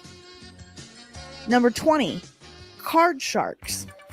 The first entry on the list from the legendary Mark Goodson and Bill Todman Productions, Card Sharks ran on NBC with host Jim Perry from 1978 to 1981, and then it returned a few years later and ran on CBS with host Bob Eubanks from 1986 to 1989. The game featured 2 contestants who attempted to predict the outcome of survey questions to gain control of a row of oversized playing cards, and then they had to determine whether the next card drawn was higher or lower. Number 19, Win, Lose, or Draw. If board games were a thing for your family in the 1980s, then chances are you're familiar with the game Pictionary, where players guessed words or phrases that were drawn by their teammate. But long before that game hit the market, Burt Reynolds was playing his own version of the What up, Gen Excellence? How's it going? I like that you're jumped in with your Superman pose. That's very good. game in his own house at parties, which he explained to Johnny Carson in 1978. It was a good party. Well, if you'd invited me, I probably would have. Really? We played charades. Would you like to do that? You're kidding. Well, you wouldn't. Yeah. You played charades at this party? It sounds like a sparkler. They're special. You had pin the tail on the donkey, too, and spin the bottle? It's a different kind of charades. You have to draw it. Makes it very interesting. And not with chalk. That game turned into Win, Lose, or Draw, produced by Reynolds and Bert Convy. It was syndicated from 1987 to 1990, and the show was hosted by Bert Convy, then later by Vicki Lawrence. The set? Well, that was inspired by Burt Reynolds' living room. Number 18, Love Connection. Is Love Connection a game show? Yes, it's a dating game show. P.S. I almost put the dating game on this list, but it got bumped at the last second. I had to mention Love Connection because of the unique premise, the cultural impact, the amazing fashion and hairstyles, and of course, Chuck Woolery, who always reminded us that he would be back in 2 and 2. Yep. Number 17, Blockbusters. Blockbusters is another game show from Mark Goodson, Bill Todman Productions, and it had 2 separate runs in the 1980s. Contestants would answer general knowledge questions to complete a path across or down the game board, which was composed of hexagons. It initially debuted on NBC in October of 1980 and aired until April of 82. In the first series, a team of 2 family members would compete against a solo contestant, which was kind of odd. When it was revived on NBC in 1987, the show featured only 2 solo contestants competing, and to me that made more sense. But honestly, either way, I loved it. Bill Cullen hosted the version from 80 to 82, and then Bill Rafferty would host. I know, that's what I love most about this stuff is like seeing the people like their hair and their clothes. It's just so great. The 1987 version of Blockbusters. Number 16, Double Dare. If you were a kid in the 80s and had access to cable, Nickelodeon's Double Dare was a must-watch after school starting in 1986. It was so popular that the show more than tripled viewership for Nickelodeon's afternoon lineup, and it became the most-watched original daily program on cable television. Seriously, every 80s kid dreamed about being on Double Dare. Gen Excellence, are you doing a live stream tomorrow? I'm really bad at being up on Saturday mornings these days because I stay up really late on Friday nights. What time are you starting? Is it at 11 Eastern, 10 Central again? Awesome. If you guys want to do a fun Saturday morning hangout with Gen Excellence, he does a live stream on Saturday mornings now. I'm going to pop in at 11 a.m. Eastern. Okay, cool. I'm going to do my best. I'll set my alarm tonight. Hosted by Mark Summers, the show featured two teams of Gen X contestants facing off to win cash and prizes by answering trivia questions and competing in physical challenges. By far, the most iconic part of Double Dare was the ending, the obstacle course, and if a team could beat it and find all the flags, they would win thousands of dollars in cash and prizes. Did every Gen Xer want to be on Double Dare? At least the Zennials, the kids born in the mid to late 70s. We were like 10 to 12 years old when Double Dare was on. It was like everybody wanted to be on this show. Number 15, Classic Concentration. Yes. Fun fact, as I research and write the script for this video, I'm actually watching old episodes of Classic Concentration, also known as Alex Trebek's. Look at Alex Trebek's outfit here. He had such a different vibe on Classic Concentration compared to Jeopardy. I loved Classic Concentration. Fun fact, as I research and write the script for this video, I'm actually watching old episodes of Classic Concentration, also known as Alex Trebek's other game show. The original version of Concentration debuted back in the 60s and was created by Jack Barry and Dan Enright, names which you've already heard me say a lot. But the version that makes this list is a remake called Classic Concentration, hosted by Trebek, which ran on NBC from May of 87 to August of 91. Like the original, Classic Concentration involved the combination of the children's card matching game known as Concentration and the use of a rebus puzzle that was revealed as the matching cards were removed from the board. My favorite part of this game show, though, was the bonus round, where a contestant could win a car by... I agree, Gen Excellence. Jeopardy's never been the same since we lost Alex. I mean, Ken Jennings, I adore Ken Jennings, but Alex Trebek was Jeopardy, and Jeopardy was Alex Trebek. Yeah, Maya Bialik wasn't bad either. I saw a couple of her episodes. By quickly matching 7 pairs of different makes and models in just a few seconds. Number 14, I'm Telling. Oh, I can see the comments section now with this pick. How could I choose I'm Telling as a better kids game show than Double Dare? Well, it's probably because I'm a girl, and it involved gameplay based on how much you know your siblings. Not to mention those prizes. This show was an 11-year-old girl's dream in the late 80s, especially if she had an annoying little brother to play with like I did. I gotta be honest, this show's a special one for me and my brother. I'm Telling only lasted for one season, from September of 87 to May of 88, but it aired on Saturday. I mean, that's Paul Walker there on the right with his sister. He was on I'm Telling. I loved I'm Telling. We might have to watch an episode or two of I'm Telling on one of my live streams. Mornings after cartoons, and for me, it was the coolest show on TV at the time. Oh, and did I mention there was an episode featuring the late Paul Walker as a contestant with his little sister? I highly recommend. Number 13, Hot Potato. One of my favorites! NBC network game shows in the 80s were my jam. I can't tell you how much I loved Hot Potato as a kid. I remember this show vividly, so I was shocked during my research when I discovered that it only aired for 6 months, from January to June 1984. Apparently, this one hit the rerun circuit hard. Another show from Barry and Enright, it was hosted by the legendary Bill Cullen and featured contestants who were three of a kind, attempting to answer survey questions or passing the hot potato to their opponent. In the bonus round, teams had the chance to win $5,000 by answering comparison questions from a specific category about two different items or groups. Number 12, $1 Million Chance of a Lifetime. The $1 Million Chance of a Lifetime aired in syndication from January of '86 until May of '87 and was hosted by Jim Lang. I remember this game for its oversized keyboard and giant computer screen, as well as the pointless isolation booth they used in the final round. But obviously what made it stand out for me as an 80s kid was the mind-blowing $1 million prize, which was a big deal back then. During its 2-season run, a total of 9 couples actually won the million, which was paid out over 20 years at $50K per year. And even though the production company Lorimar went out of business in 1989, the winners still got paid and received their annual checks all the way through 2009. Number 11, Password Plus and Super Password. Password Plus and Super Password aired separately between 1979 and 1989, and both were revivals of Password, which originally aired from The booth was pointless in $1 Million Chance of a Lifetime because like there was they were answering questions from the host outside. Like I couldn't figure out what the point of it going into that booth was. We should watch some old $1 Million Chance of a Lifetime. We're gonna have to watch a lot of these.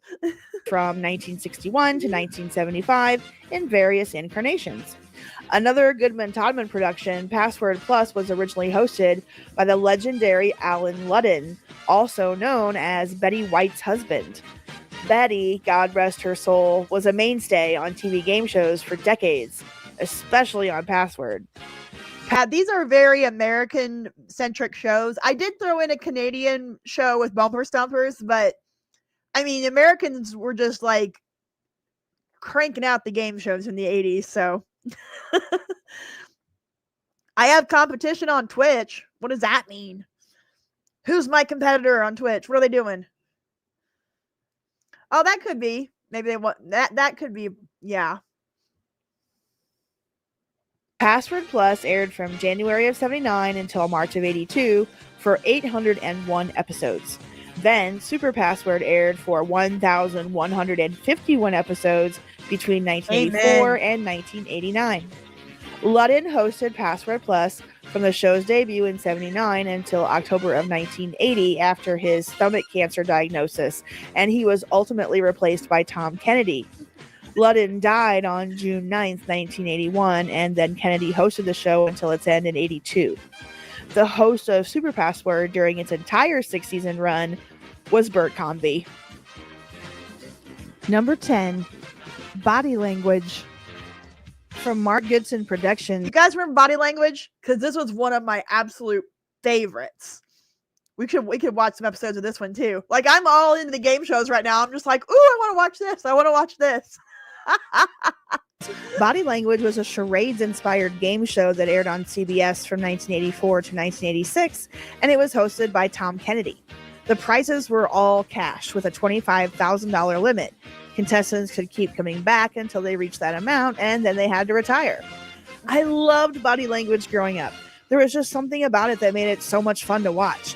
It was on back-to-back with another Goodson production show called Tattletales, which almost made this list, but the best one of that show was in the 70s, not the 80s revival.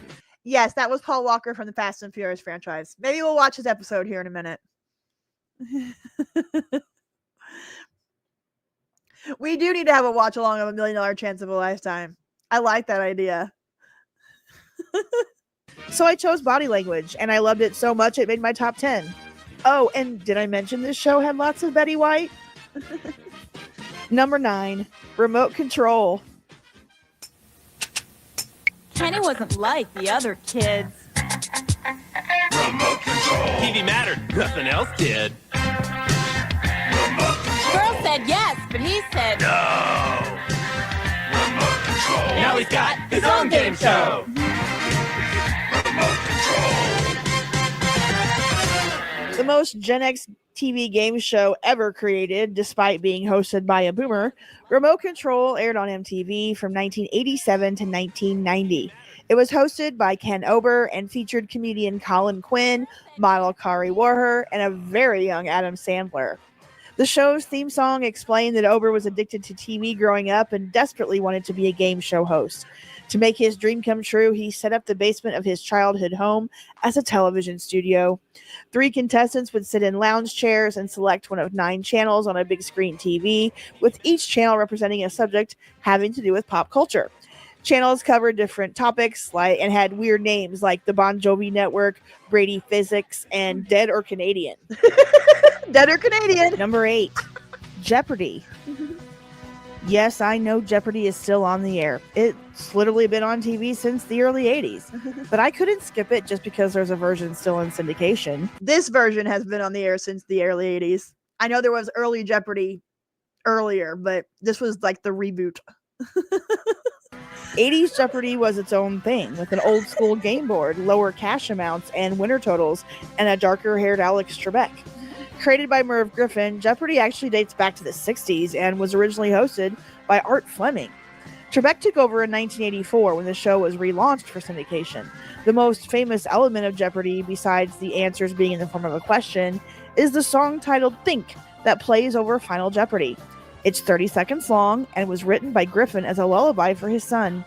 Before his death, Griffin estimated that Think earned him royalties of over $70 million in his lifetime. True story. Number 7, Sale of the Century. Oh, I loved this one. Another game show that originally debuted in the 60s, Sale of the Century made a comeback in the 80s via NBC as well as syndication. It ran from 1983 to 1989 and was hosted by Jim Perry and Summer Bartholomew. The game consisted of contestants answering general knowledge questions at $5 a pop. There were also instant bargains, which was the opportunity to purchase merchandise at a bargain price, and fame games where contestants had to guess the identity of a famous person based on clues. I loved Sale of the Century as a kid because of the fun gameplay. The questions were often pop culture based and much easier than a show like Jeopardy, as well as the cash and the big ticket prize items. So, Jessica, you're working too hard. Thanks for stopping in again. I appreciate it. Not yet. Supermarket Sweep was in the 90s. I haven't gotten the 90s game shows yet, but I loved me some Supermarket Sweep. Some of those prizes, though, were absolutely hideous and hilarious. Number 6, Family Feud. The Richard Dawson era of Family Feud was something special. That run was from 1976 to 1985, and once again, it came from super producer Mark Goodson. As we all know, Family Feud features 2 families competing to name the most popular answers to survey questions. But when Dawson hosted, it was so much more than that. The show would open with each family recreating a family portrait, and when Dawson would interview the players, he would kiss all of the ladies, and those ladies wanted those kisses. Yeah, it was did. a big deal. Those were the days. Of course, the gameplay is iconic, especially the fast money round, where the high pressure of the situation often produced some of the most hilarious responses in the history of game shows. Number 5, Wheel of Fortune. Wheel of Fortune went into the 80s as an NBC daytime show hosted by Chuck Woolery and Susan Stafford. Then it ended the decade in nighttime syndication with host Pat Sajak and Vanna White. And it was watched by over 40 million people every night. We all know Wheel of Fortune, but the 80s syndicated nighttime version was in a league of its own. There was the manual puzzle board, contestants shopping for prizes with their winnings, ceramic Dalmatians, service merch. There's the ceramic Dalmatian. We'll go back. This was my favorite part of Wheel of Fortune. 80s fashion and hairstyles you can imagine. Was when they had the money to go spend in their showroom or whatever. I love the ceramic Dalmatian. I wish I could find one. I've got an entire video about the forgotten origin story of Wheel of Fortune here on my channel, so if that piques your interest, there's a link to it in the description. If you guys haven't watched my Wheel of Fortune video, we're gonna have to watch that some night. It's a good one. I'm not gonna lie. Number 4, Scrabble. Another Chuck Woolery hosted show on the list, Scrabble was based on the popular board game, and it ran for 7 seasons between 1984 and 1990. The first round of every game was the crossword round, in which 2 contestants competed to guess words as they were laid out on a computer-generated Scrabble board. Then later, you'd get into the Scrabble Sprint and Bonus Sprint, where contestants could win thousands of dollars. I absolutely loved this game, and I still do. Ultimately, I think it's because of Woolery. He's just an awesome, quintessential 80s game show host. Plus, the board game at home is a lot of fun to play, so that probably has a lot to do with it. But yeah, Scrabble gets number 4 on my list. It just does. And I don't apologize. Number 3, Press Your Luck. Thank you, Jessica. Give me a spin. Give me one and stop. Stop it. A winning. Lori is a champion today with $24,685. I would get destroyed in the comments if this show didn't make the list. I bet I'll still hear from many people who think Press Your Luck should be number 1. And they will have a valid point. Hosted by Peter Tamarkin, Press Your Luck ran from 1983 to 1986. Not yet. I'll get to 80s toys at some point. And it is just simply iconic. The one thing we all remember about it is, of course, the whammy. The game is legendary, and there's a video coming up on my channel soon about the man who figured out how to beat the game and ended up winning over $100,000 that CBS had to let him keep. Number 2, The Price is Right. You bid $16,000 even. Actual retail price, $16,058. You win both showcases with a difference of only $58. You have won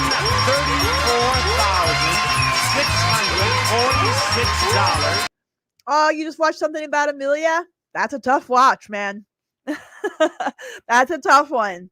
Yeah, if you all haven't seen my new video yet, it's about the best TV movies from the 1980s. It's doing pretty well. And I got a 70s one coming out in the next couple of days or so. Including... Thank you for watching my video. 2 automobiles on today's show. As an 80s kid who got sick and stayed home from school more than once during her childhood, there was no way I could make a best of 80s TV game show list without mentioning The Price is Right from Mark Goodson. But not just any Price is Right. I'm talking about the version hosted by a dark-haired Bob Barker with announcers Johnny Olson and Rod Roddy and Barker beauties named Janice, Holly, and Diane.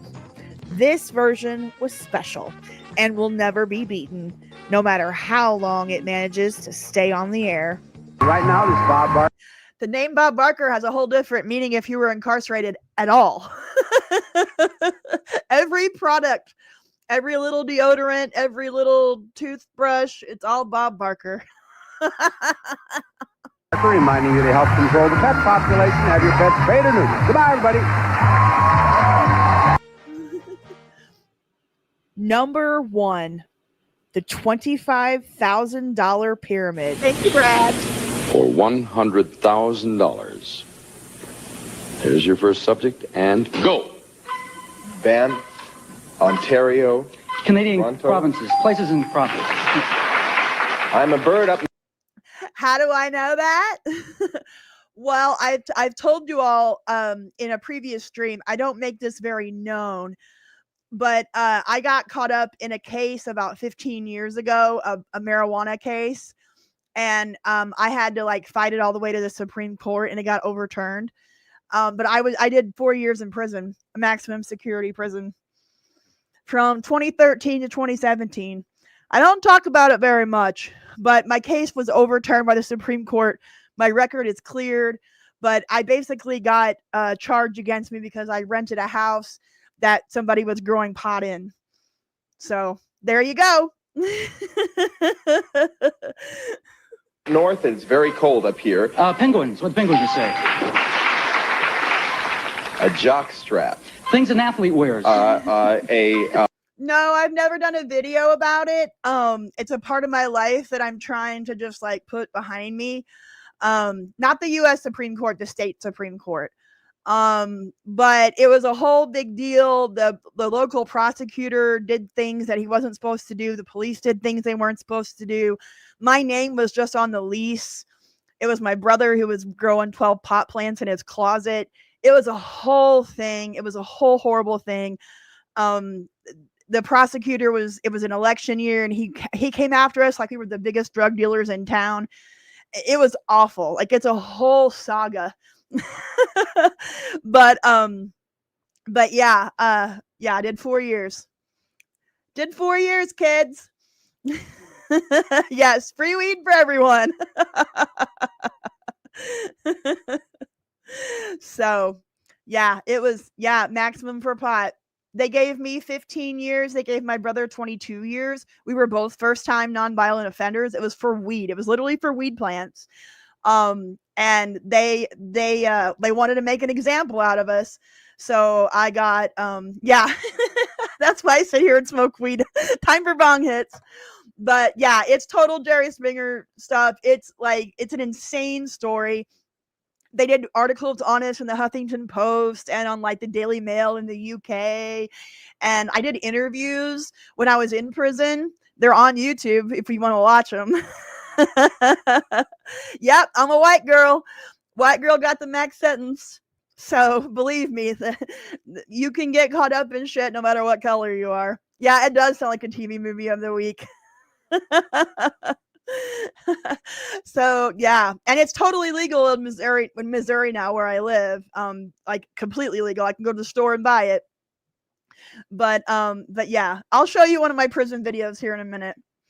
Things you use in sports. Things a football player wears. A jock strap, a cheerleading team. Things of the football team. A cheerleading team. Things of their supporters. Yes. Your belt. Things to hold things up. Love handles. Things that are around your waist. A hairy drain. Things that are clogged. Ooh, that was a good one. Sandpaper. Things that are rough. Sandpaper. Things that are coarse.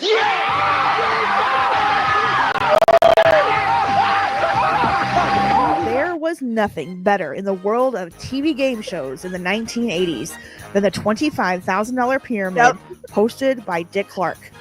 Well, okay, there was a $100,000 pyramid that aired at nighttime in syndication, but it was the exact same show with even more prize money. There have been several versions of Pyramid over the decades, starting way back in 1973 with a $10,000 pyramid, and now there's a $100,000 pyramid airing on ABC. Were there any lawsuits I could have pursued? Yes and no, but no lawyer wanted to represent us because it was a whole deal about it's a really long story. So we just let it go and just moved on with our lives. With host Michael Strahan. But nothing, I mean nothing, compares to the 80s version with Dick Clark and that amazing theme song. Plus, you had regular appearances by Betty White, Vicki Lawrence, Billy Crystal, celebrities who really knew how to play the game and play it well. Seriously, there are so many amazing winner's circles moments for the pyramid. We'd be here all day if I tried to show them all. Luckily, there are a ton of episodes available to watch on YouTube. And that's my list, the 25 greatest TV game shows of the 1980s, which also happen to be my favorites. Let me know what you think in the comments below. And as always, like and subscribe if you want to. There's my list of the 25 best game shows of the 80s. And thank you, Gen Excellence, for your kind comment. But yeah, Mike, so I stuck out quite a bit in prison because I wasn't like those other girls. But was my boyfriend in prison? No, I don't have boyfriends. I don't date or do boyfriends, but no, I didn't have a boyfriend in prison. But I don't know. What was I saying? I don't even remember. Well, thank you for my awesome list of game shows. I think it was a pretty good one.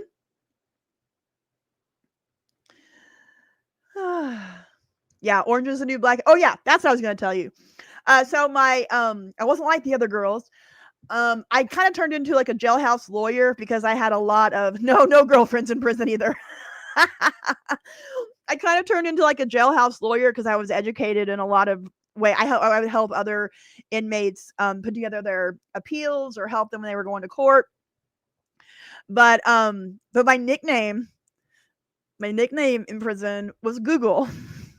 Because if anybody needed to know anything, any bit of trivia, anything, they would come to me because we didn't have internet. So that was my nickname. Yeah, I can tell prison stories for a while, but I really don't want to.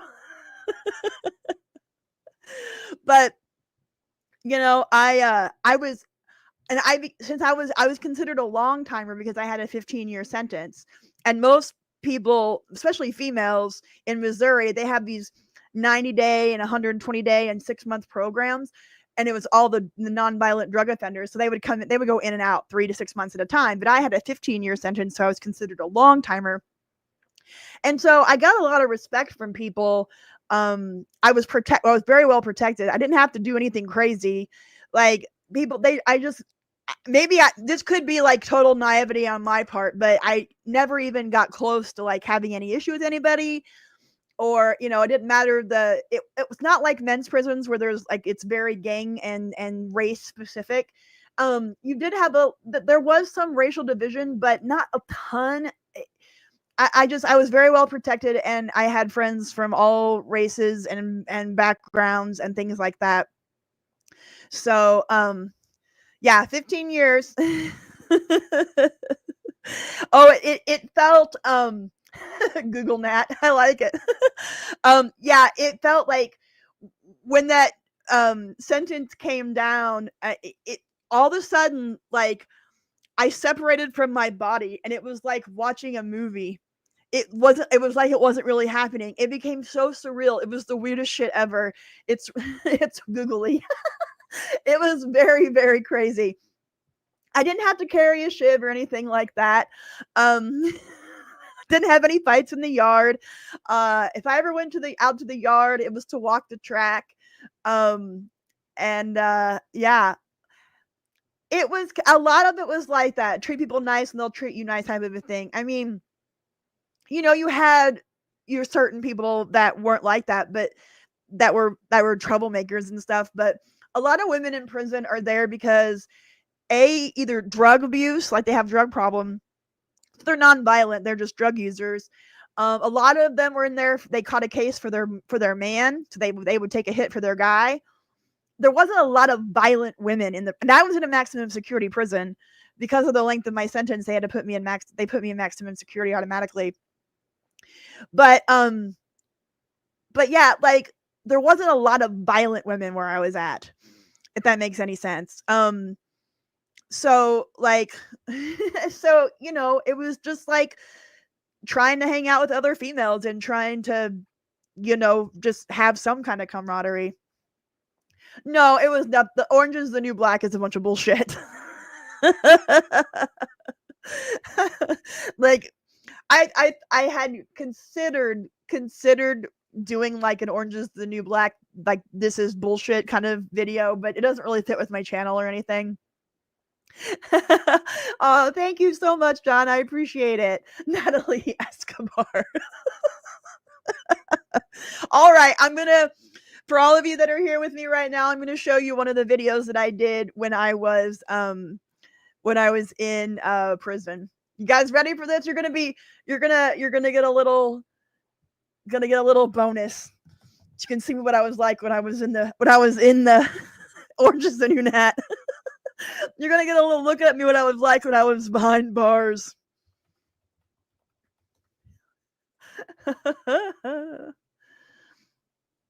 I can't believe I'm showing you guys this. But it is what it is. So advocacy groups would make videos about me. And so yeah.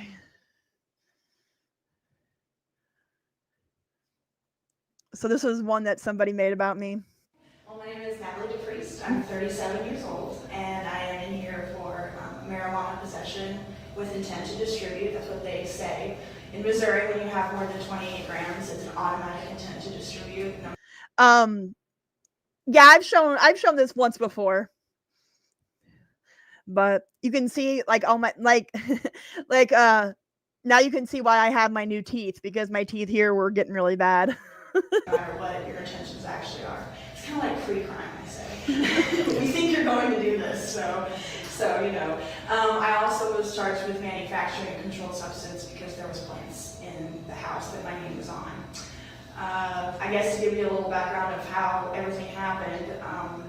First of all, I'm a college graduate, got a bachelor's degree from the University of Kansas, have a wonderful career, started out in journalism, moved to sales and marketing. No, I wouldn't serve time out here at all. They're like, it's completely legal. Like we have my brother and I both have our medical licenses to grow, and then and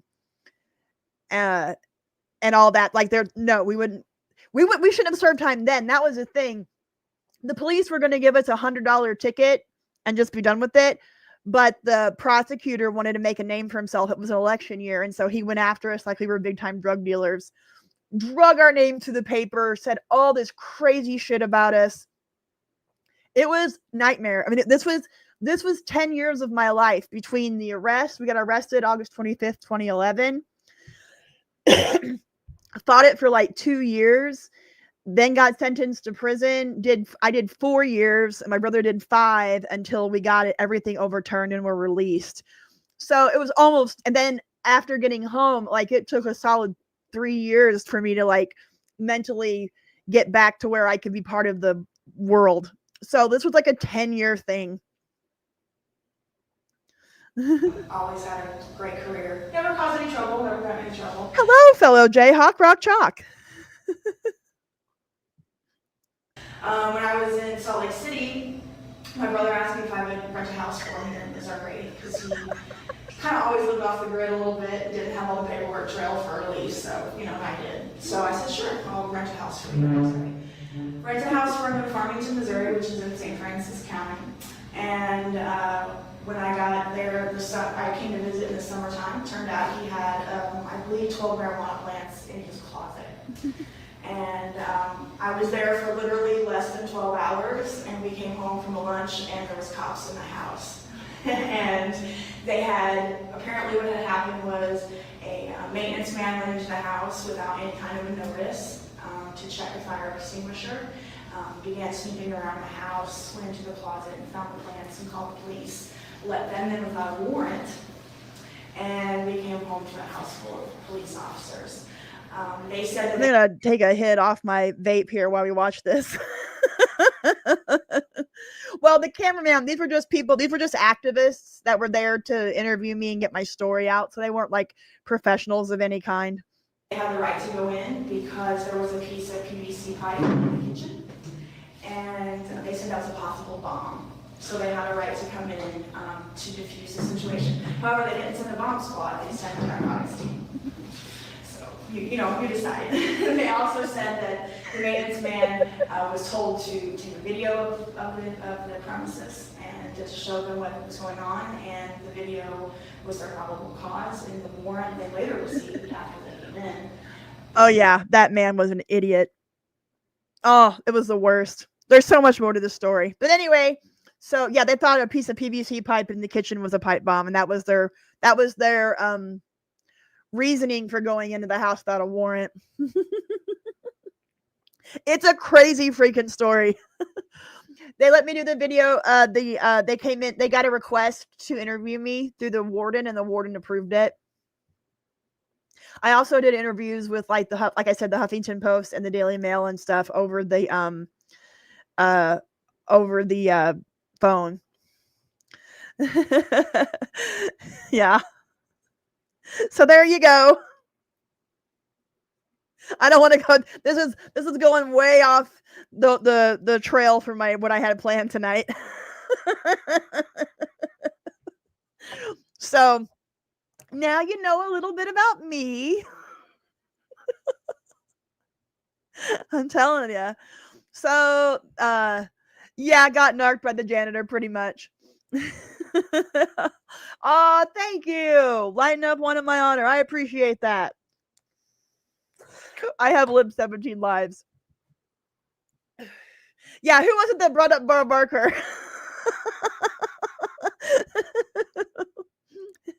Yep, it is my so-called Gen X life. That is true. Breaking that. Oh, thank you, Selena. Yeah. This is why I lost my entire 30s basically, because this all happened when I was in my early 30s, and then I got out at like 38, 39, I think I was. But so I lost my entire 30s, and it put me on a different path in life, and that's why I wouldn't call myself a hermit, but I have a very hard time like getting out into the world and like just living out in the world again. It's very difficult still. But that's one of the reasons why I started this channel, and just I couldn't get a job because even though my case had been overturned, all you have to do is Google my name and and all that shit comes up. So nobody would hire me. It was hard to get a place. I couldn't get a place to live right away. So I was very lucky to have a good support system and a good family that helped me took care of me and gave me a place to live. But in order to make money, I waited tables at Olive Garden. They were the only place that would hire me. And then I started writing online entertainment news articles. I was a freelance writer, and then I started this channel. And so that's how I've gotten into all this, is because I had to find a way to make my own money because nobody would hire me. So there you have it, and there you are. Let's go back and do something fun. All right. Let's see. What did I have planned?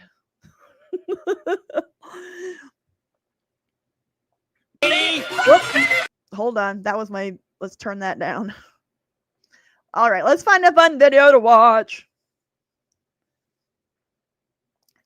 Do you want to watch another one of my videos, or do you want to watch something silly and fun that I had planned from like just random videos?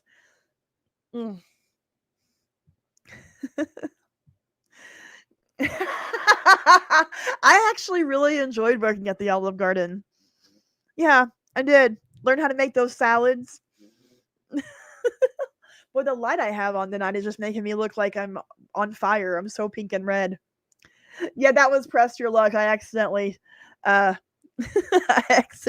started my video again. Silly fun. Oh, thank you. I would love to get to 100,000. Like, I'm at 63, I think now. I would really like to get my silver play button. That would be like I never dreamed I could even get this many subscribers, so I feel weird even saying I'd like to have the 100,000, but now that it's my main source of income, like, woohoo! How many breadsticks did you eat? A lot, which is one of the reasons I started gaining weight.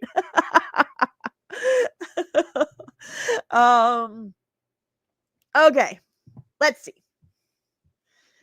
What did I have planned? Let me go into my Gen X playlist. I'm gonna have to go potty here in a second.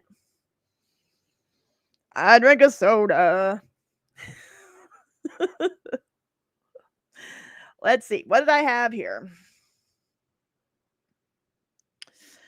It was all these anniversary specials and those like what we watched earlier, the All-Star specials. I had a bunch of those.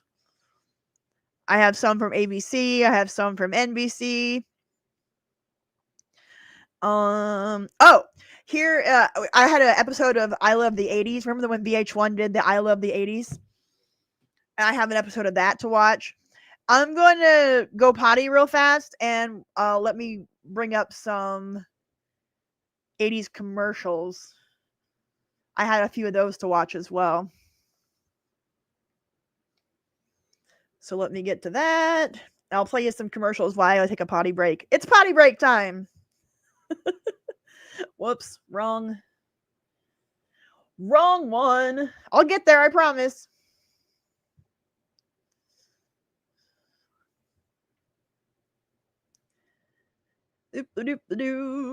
These are commercials from June of 1985. So these are 40-year-old commercials.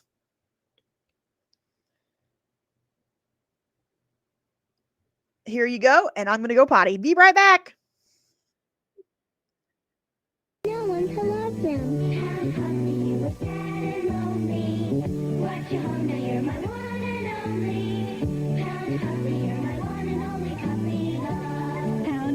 They're so cuddly soft, they feel real. Each sold separately. You can name them. That's Coco. And for a few dollars more, send for a name tag, stickers, and owner's certificate. You're my one and only puppy love. New from Tonka. The Cabbage Patch Kids. Some of this year's babies have a first tooth. Is she okay, Doc? She's just teething. What a relief. Brand new hairstyles. What lovely hair. Where does she have it done? It's natural. It's natural. And some kids even wear eyeglasses. Like them? Like them. I love them.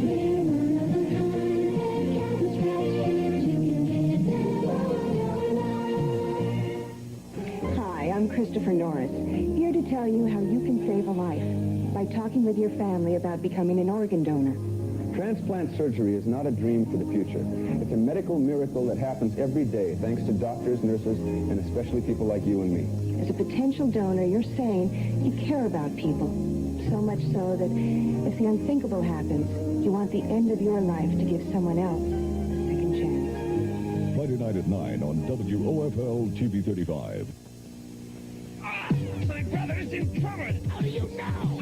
Until now, those had easy. But now it's gonna get real hard. Cobra's hired evil twin brothers. Of the Crimson Guard. Introducing the leaders of the Crimson Guard, the evil twin brothers Tomax and Samot. And they're getting away in the Cobra Parrot. The dog will stop them. With the G.I. Joe minigun. Evil twin brothers sold together. Cobra Barrett, G.I. Joe mini tank, and Joe figures sold separately from Hasbro. You can wish upon a star fairy. I've been so busy granting wishes, I'm tired. Let's fly home to the land of wish come true, and you ride Lavender. Lavender, the magical unicorn, Jazz and True Love each sold separately. Mom left out the clouds. Now Lavender needs to be brushed.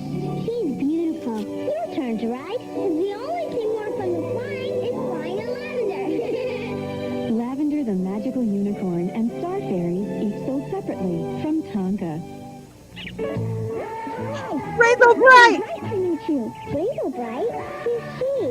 She's my friend, and she has the power of the rainbow to make you happy.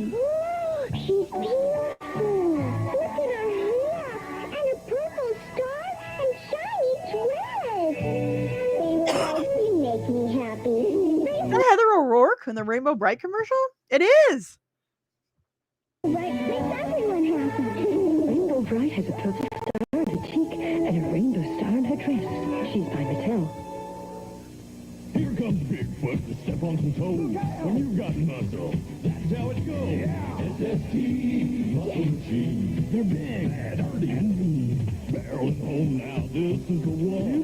This is the big guy that's big on the front. Bigfoot, let the power go, you know what to do.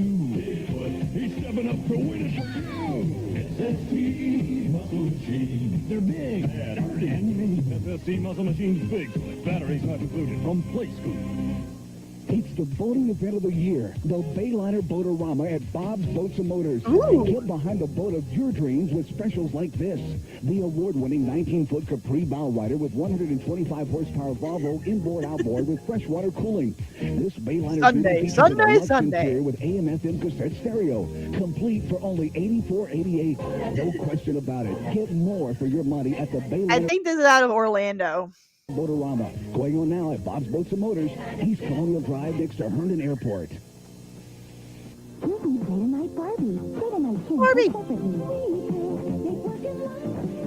Right, Barbie? Day Night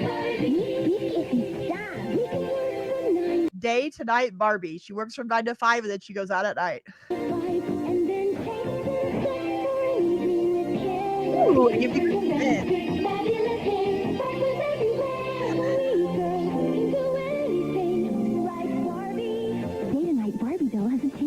Outfit. Ken sold separately. New from Mattel.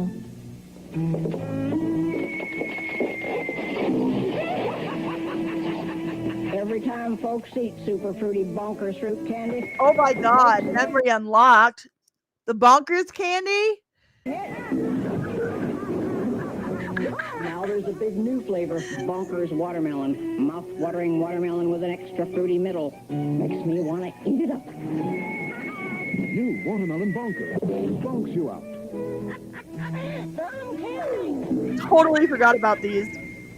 Aaron Sells is famous for fabulous buys on rental return furniture. I love local commercials, especially local furniture commercials. You know, we also offer a large selection of new furniture at incredibly low prices. This 5-piece dinette is an outstanding value at just $69. Our most popular I swear, like, I'm inheriting my house from my dad's house, and I'm going to totally remodel it. And I swear, I'm going to totally do it in like a late 70s, early 80s vibe. Yeah, local car dealer commercials are great too. Either pine or walnut finish is the buy of the year at $33. Our best-selling... Like, I want no smart appliances. I want a kitchen in like avocado and what was the name of the gold? The golden... There was a name for that yellow. But I want wood paneling in my basement. Like, I want to make my house like look like I was growing up in the late 70s, early 80s. Goldenrod, thank you. Avocado and goldenrod. Harvest gold as well. Yes. I'm totally going to do that. No swinger living rooms, Heath. Yeah, and all my furniture will weigh at least 200 pounds because I'm not going to get the cheap IKEA stuff. I'm going to get like old school furniture, like real with the quality. Yes, I love Sleepcore 80s. That's a great that's a great channel. That's a good recommendation, Gemini Gypsy. Yep, avocado green, baby. I'm going avocado green and the shag carpet. I might have to this house needs a lot of work. No water beds. But if I end up just like tearing it down and rebuilding, I want to do like a mid-century modern house with like a Brady Bunch house, like a sunken living room, and like I just love it. I don't want is white and gray everywhere. These modern kitchens and modern homes are boring. Are only $59 each, and there's a wide choice of lamps at $14. Best of all, you'll save like this every day on new furniture at Aaron Sells. We're on the same page, Betty. We'll fight for freedom wherever there's trouble. G.I. Joe's there. Cobra's stealing the capstone! They're getting away in the water moccasins! And with him are the evil new cobras, fireflies, scrap iron, and the Baroness. The shark will catch him. I don't date for a lot of reasons, Harold. I've never been married. I've had boyfriends in the past. Well, thank you. I appreciate the compliment. Once my case happened and I missed my 30s, right? So for me, in my mind, my 30s was when I was supposed to, settle down, get married, have children, start a family. And by the time I got out through all my case, I was almost 40 and it was just past time for all that. Not that I just feel like dating should be done with purpose, not just for fun. And so since I just don't feel comfortable, I'm really bad at being around other people and like sharing. I don't know if I could share my life with someone at this point. So because I believe that dating should be done with purpose, like finding your forever person, I don't want to shortchange some guy, like I still have a lot of issues after my case and what I went through. And so I have a really hard time being around other people and being out in the world. So like, I'm very, very much of a homebody and I don't want to online date. And I'm just kind of like, I like living alone. And being by myself. I'm very set in my ways. Yeah, I do have PTSD. That is a fair assumption. So yeah, my brother went to jail as well.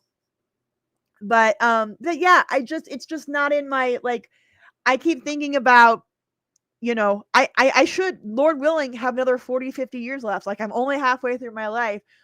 But if I ever do, date someone, like I said, I want to do it with purpose, with intention of marriage. But I cannot offer a man children at this point. And I want to be able to, it's a different point. Getting married or dating and getting married in your 40s and older is just a different animal than when you're in your 20s and 30s, right? So I'm just not ready for it.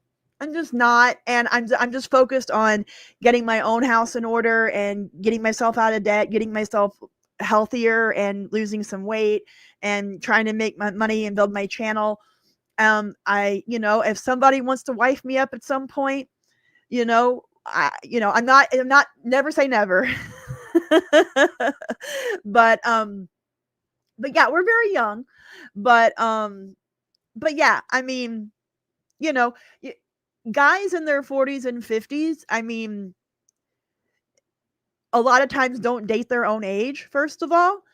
And that's okay, because most guys, when they're looking for marriage or date, like they want to start families and have children, right? So, but when you get into your 40s and 50s and even your 60s, like you're in a different part of life. And so you just gotta find somebody that's on the same page as you and, willing to put up with what you can offer now. Because I can offer like taking care of a home. I'm really good at that. And things like that. So, we'll see at some point, but right now it's just not on my priority list. Gotta get my own house in order. Oh, well, thank you, level 1 to 3. You might not be wrong.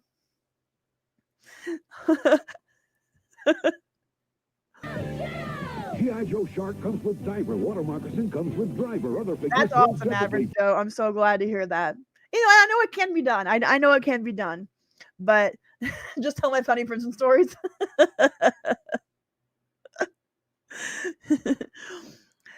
Yeah, I mean, that's kind of how a lot of guys in their 50s are dating girls in their 20s and 30s, and that's okay. I mean, not always. I mean, there's a huge, like, we could get into this whole thing about the dating world now and what we've done to women and men and how, like, they seem to be at odds with each other instead of wanting to, like, live life together. Who wouldn't want to date a walking Google? Well, So, I'm very conservative. Like, again, I'm not like those other girls. I'm a very conservative, traditional person. I'm not progressive. I'm not a feminist. I'm not a boss girl. Like, that's not my thing. So, like, I just have what I would want in a partner or in a marriage or like in dating is it's just different, like, I don't know what I'm trying to say, but I'm sure you guys don't want to hear about my dating life or the lack thereof. Let's watch some commercials. From Hasbro. Cruises came from Waikusa Valley. It's friends, Cabbage Patch Kids, and your girls and boys. Bringing luck and joy. A cruise that cheers you up on a gloomy day. And does such funny things. I'm so glad to hear that this 80s videos keep you staying tuned, Miss Starlight. Yeah, deep depression. Oh, I'm glad you have a daughter, though. That's cool. I'm sad that I never had children. But yeah, losing my 30s was a big game changer in life. So have fun and cuddle up. Oh, thank you, Kalina.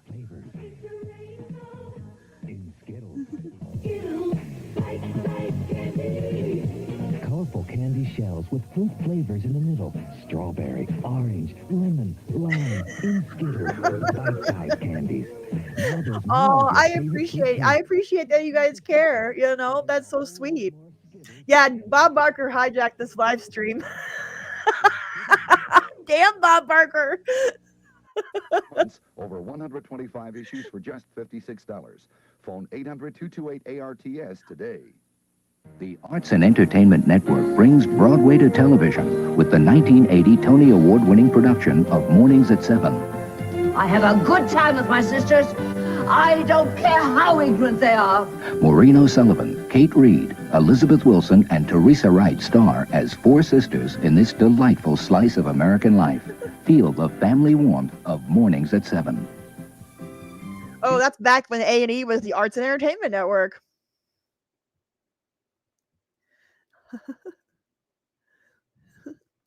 Oh, I understand that, but I took in my niece and nephew a few years back because they were in junior high and they needed a place to live, and So I took them in, and they both just graduated high school last year. My nephew just went into the Air Force, so he is in the Air Force now.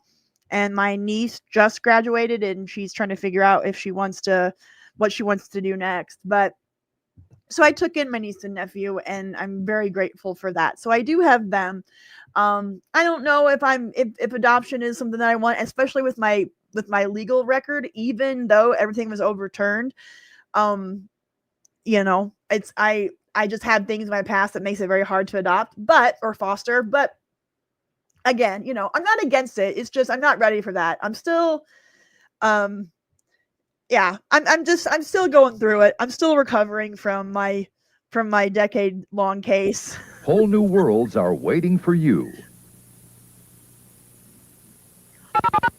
Nice! That's awesome! This is the Arts and Entertainment Network. Television people can look up to.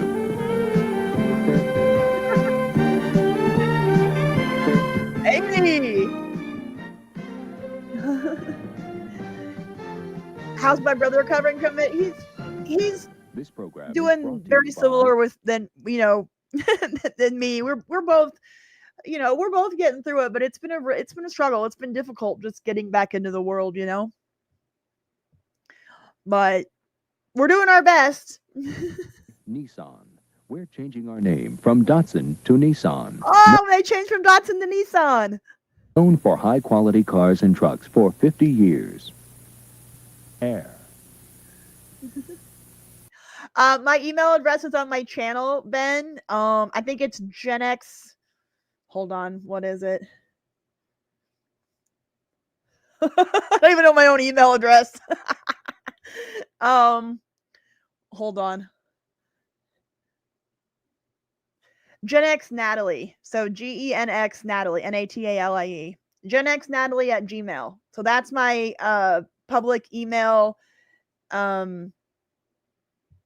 that I have on my channel that you can email me if you'd like. I don't check it very often, which I need to check it more often. But yeah, there you go. There you have it, and there you are. Time stops. Another treasured town stands at attention for but a glimpse of your yacht. You arrive, carrying all the privileges and pleasures of your own private kingdom. Royalty? Yes, Royal Viking. Dine at your own place, at your own pace, with always a picture window view of the sea. More staff to cater to you, more ways to entertain you, and oceans more room on your royal fleet. The Royal Viking Star. Sky, sea, to more of the world. The South Pacific. Yeah, more boats. Boats. Oh, these are commercials from the Arts and Entertainment Network. That makes sense why. Hold on.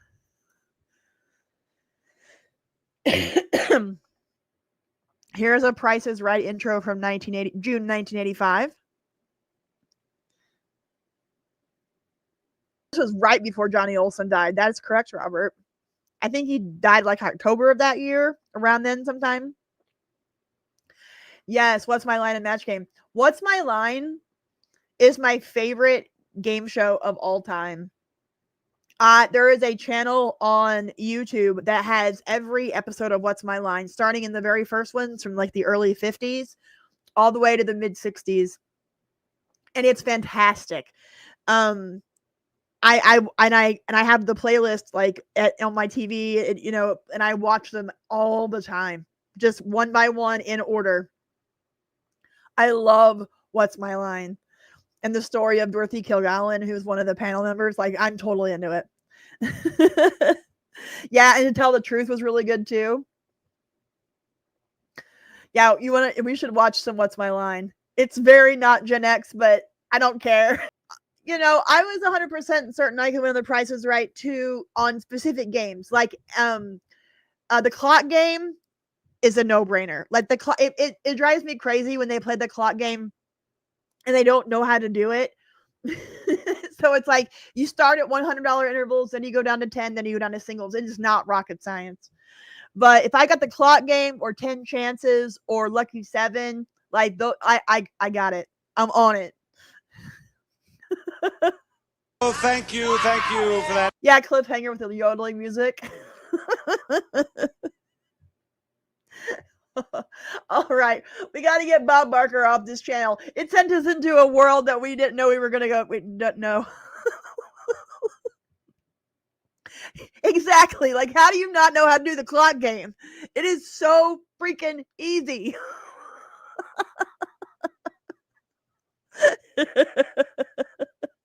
Yeah, I love Plinko, but that's so chancy. Like, you know, I'd always, mine would probably always hit the 0 spots, which I thought was bullshit. They should have at least given him like $50.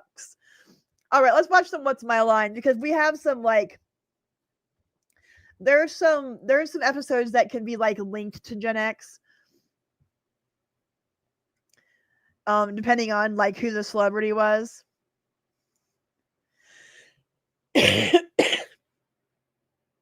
Let's see, who do I want to choose? What mystery guest do I want? Let me go into the channel. I loved Arlene Francis. Arlene Francis and Dorothy Kilgallen. These are such our parents' shows, and I totally get it. Yeah, we could. Oh yeah, we could do famous parents of Gen X icons. There's some in here. All right, let's go into like the late 50s playlist and see who we got.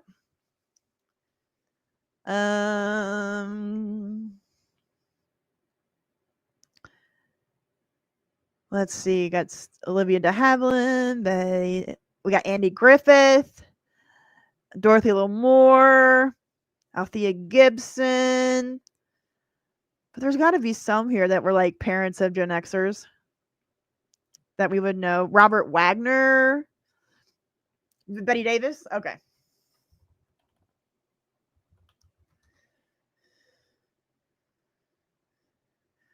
All right. You guys ready for some What's My Line? Yep, that is right. Dorothy Kilgallen, Arlene Francis, and Bennett Cerf were their defaults. And then they would bring in a new person every once in a while. Oh, we could do Ronald Reagan as well. That's a good one, Higgy04. All right, we'll watch Betty Davis, and then we'll watch Ronald Reagan. See, that's how I feel, Todd. A lot of these shows in the 50s and 60s ran on TV through the 70s. Like, you know, I mean, there's so many, like, I still watch the Andy Griffith Show. I still watch What's My Line? I love Beverly Hillbillies and Bewitched. So yeah, we'll watch a little bit of the one with Betty Davis, and then we'll watch the Ronald Reagan episode. That's perfect. Perfect.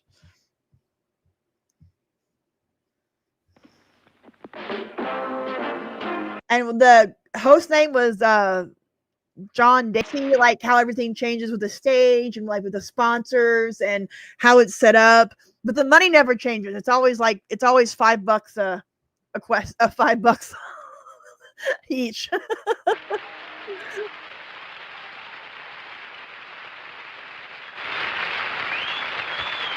And now let's meet our What's My Yeah, we'll go to the mystery guest, but I want to just do the opening real quick.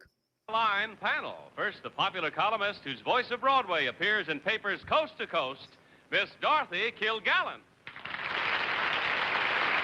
Now, do you guys know the whole story of Dorothy Kilgallen? Because I could go down a whole rabbit hole on that one. We'll have to do a Dorothy Kilgallen night. Basically, she got caught up in the whole JFK assassination. I think she was off by the CIA.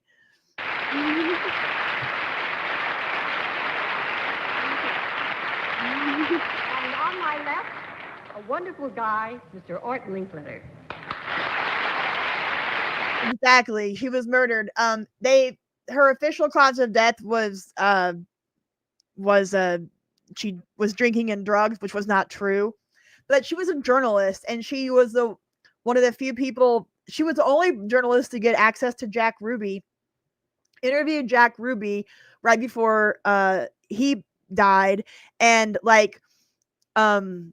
anyway, when they showed up at her house and found her body, all of her research was gone. It was connected to the JFK assassination. It's a phenomenal story. Like, it's crazy. Yeah, there's some great documentaries about Dorothy Kilgallen here on YouTube. Highly recommend going. That story is like so crazy.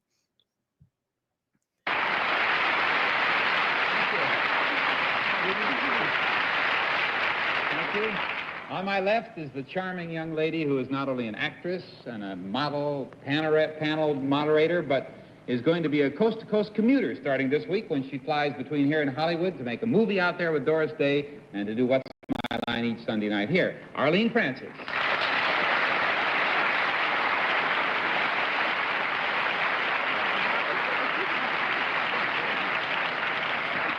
And now, the president of Random House and Beginner Books and a prince of good fellows, Mr. Bennett Cerf.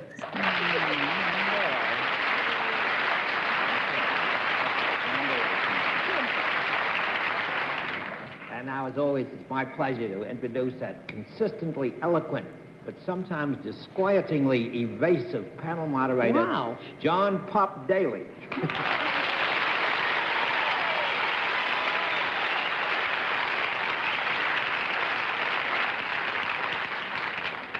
You can always tell when Bennett's been away lecturing for a couple of weeks. Man, was that an introduction. Art Linkletter, it's very nice to see you on the panel again. Trust that you enjoy this next half hour. We have some interesting occupations to engage All in. right, we'll go down to the mystery guest, and then on the Ronald Reagan episode, I want to watch like the actual gameplay.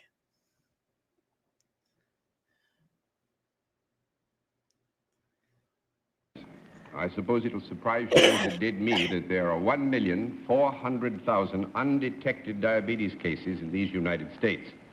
Now, it requires of all of us, I think, as individuals, that we be alert and get tested. Be tested and be sure that you're not one of the 1,400,000. Be alert to the possibility that you may have it and not know it. So the only way to be sure is to call your doctor, your local diabetes association, or medical Diabetes. society about a test this week, which is, after all, Diabetes Week. And now we come to Waiting for Wilford Brimley to pop up in this somewhere.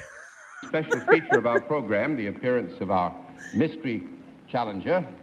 And the panel is always blindfolded at this time. Are those blindfolds in place, panel? Yes, John. Good. Will you enter mystery challenger and sign in, please? Totally.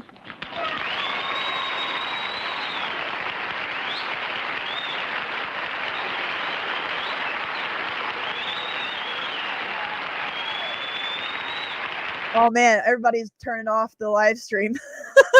Everybody's leaving. Come on, guys. I love What's My Line. All right. All right.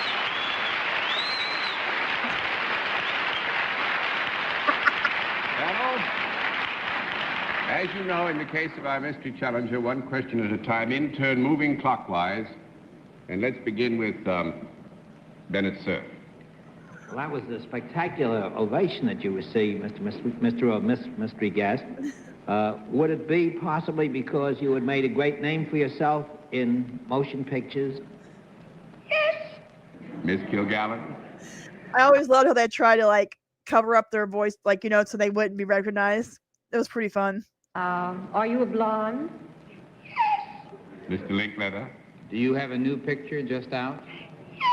Miss Francis.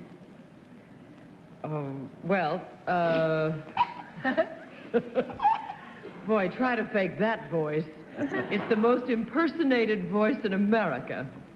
Have you just done a picture with a vis-a-vis who is also a big name in the picture business?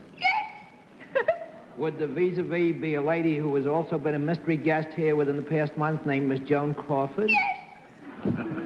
All together now. 1, 2, 3. Betty Davis. She fooled no one. Yeah, this is the game show that gave us the line, "Is it bigger than a bread box?" I think it came from Steve Allen. He was one of the first panelists.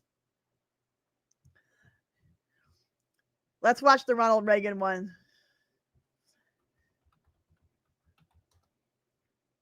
Perfect Gen X link. Now, this is one of the earlier ones from 1953. So this is one of their like first couple of seasons.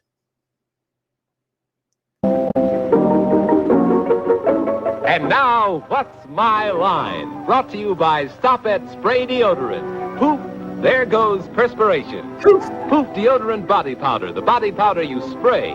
The Nest Shampoo, the new flowing cream shampoo. All in the first truly functional cosmetic containers, far easier to use. All created by Dr. Jules Montagnier, the famous cosmetic chemist.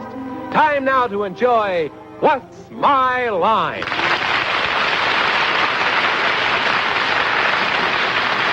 And now, There's Steve Allen. let's meet our award-winning What's My Line panel. First, the popular columnist whose voice of Broadway appears in the New York Journal-American and papers coast to coast, Miss Dorothy Kilgallen. On my left, a young gentleman who has a new record album that's going great guns all over the country. It's called Grim Fairy Tales for Hip Kids, Mr. Steve Allen. Thank you, Dorothy. Yeah, they're going to be smoking on this panel, so I got to join them. Got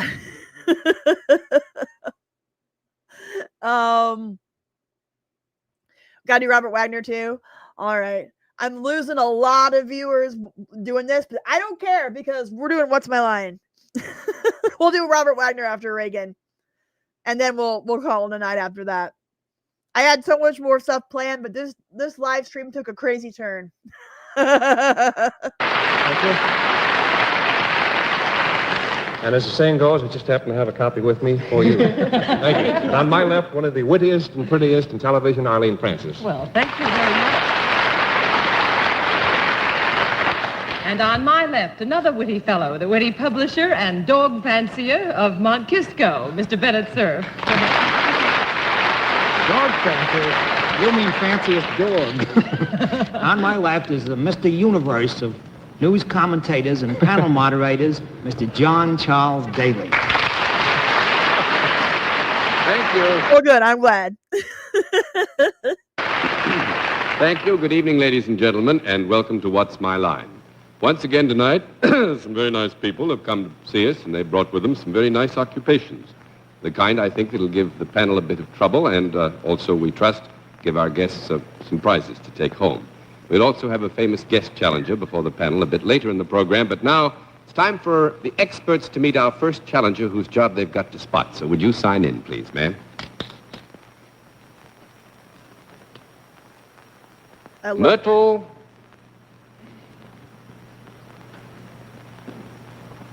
Dobert. Is that right? That she's writing in cursive.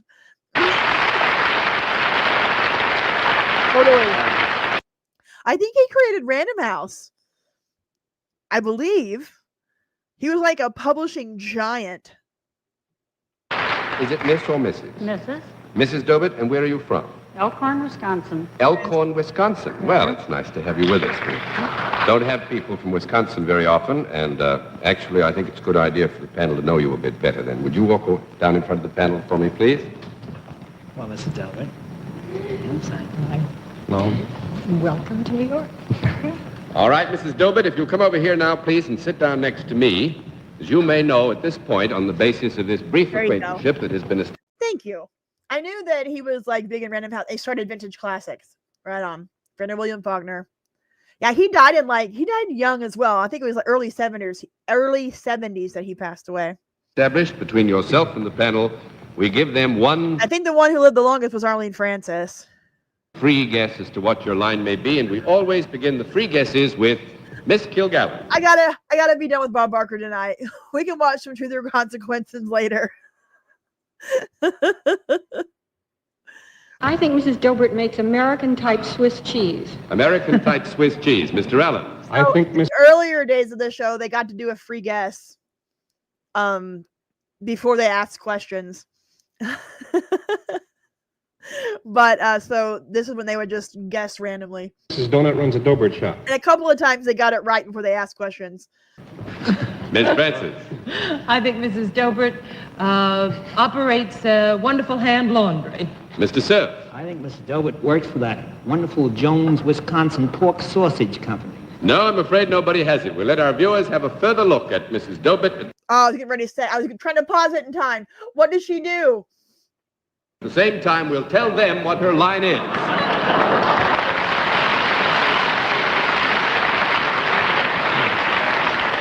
All right, panel, you're all set, and Mrs. Dobert, I think you probably know the rules. Every time you get a no answer out of the panel, cost them $5. We keep a record of all that right up here. 10 no's, and you've won the game. Mrs. Dobert is salaried with that Let's begin the general questioning with Bennett Cerf. Mrs. Delbert, you look like a husky, good outdoors girl to me. Do you do most of your work outside the house? Yes, I do. Would it by any chance be anything to A husky outdoors girl. Yeah, don't mess with Myrtle. do with a farm? Sometimes. If it is sometimes connected with a farm, has it anything to do with any kind of animals? No. 1 down and 9 to go, Miss Kilgallen. Do you by any chance work for a non-profit making organization? No. 2 down and 8 to go, Mr. Allen, or the Hip Kid. Do you ever do your work indoors? No. We hope not. 3 down and 7 to go, Miss Francis. Does your work have We anything hope not. Do you work indoors? We hope not. to do with the land in any way, growing things or soil? No. No, not Don't in there. those terms, Not I in wouldn't those say. terms. No. 4 down and 6 to go, Mr. Cerf.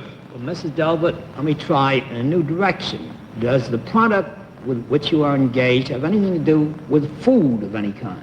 No. That makes it 5 down and 5 to go, Miss Kilgallen. Do you have a new direction you'd like to try? I just haven't any direction at all. Have we established that there's a product involved in what Mrs. Dilbert does? Well, we will admit to the presence of product, yes. Thank you. One yes, anyway. Is this a product? No, I'll withdraw that. Do you perform some type of services? Yes. And your services involve a product, is that right? Yes. Is it a product that would be used by both men and women? Yes, we could say it's used by both men and women. Is it a pleasant kind of product? Is it a pleasant kind of product? I don't. Oh, I like it.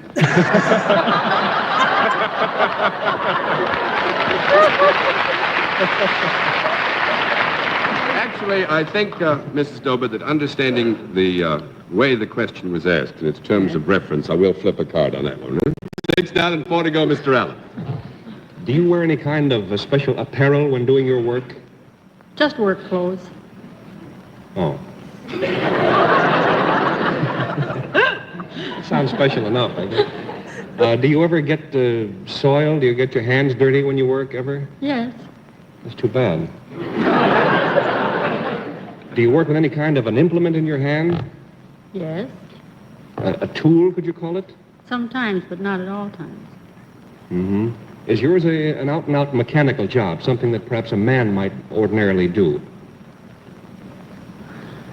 Well, we would admit a large area of truth in that final statement, yes. Rather sorry to hear that. Is your product smaller than a bread box? Yes. Is it smaller than a Smaller than a bread box. loaf of bread? Yes. So far, all I know is you beat a loaf of bread with the pliers. I don't know. Is it smaller than a large cake of soap? What is your idea of a large cake of soap? Let's see if I brought one with me. Like a family size. Did you say, is it smaller than a large cake of soap? That's what I said. That'll make it 7 down and 3 to go, Miss Francis. Is this product ever found on or near water? On or near cake of water is it ever found? I would say it's found on or near water, wouldn't you? Yeah. Does water have anything to do with this product? Sometimes. Oh, I led my... Oh, now, just a minute now, John. Mrs. Dobert sometimes mixes it with water, whatever it is. Well, actually, I would say this, that its proximity to water on some specific occasions cannot be denied, and therefore we will give you a qualified yes, and you may continue, Miss Francis. I want to thank you loads. for That's that. perfectly all right. Yeah. Is this product that you discover out of doors a useful one in a... does it improve anything, the work that you do on this? Yes. Yeah, well, sometimes it certainly does, yeah. Do you clean out anything? No. Oh, wait a minute, we have a small conference. Absolutely. Any movies from the 40s or 50s and TV shows like this, transatlantic accent is all you hear. Do you improve the property upon which you work? Yes. Is that the... John? Oh, yes, I buy it completely. You haven't been on Mrs. Dobrig's property. I haven't had Mrs. Dobert on my I open my live streams with the classic HBO intro pretty regularly. I might pop it on here before we're done. property, which is much more to the point. To get to this product, is this a product that would be found? That's the transatlantic accent right there with Arlene. But they're all talking in it.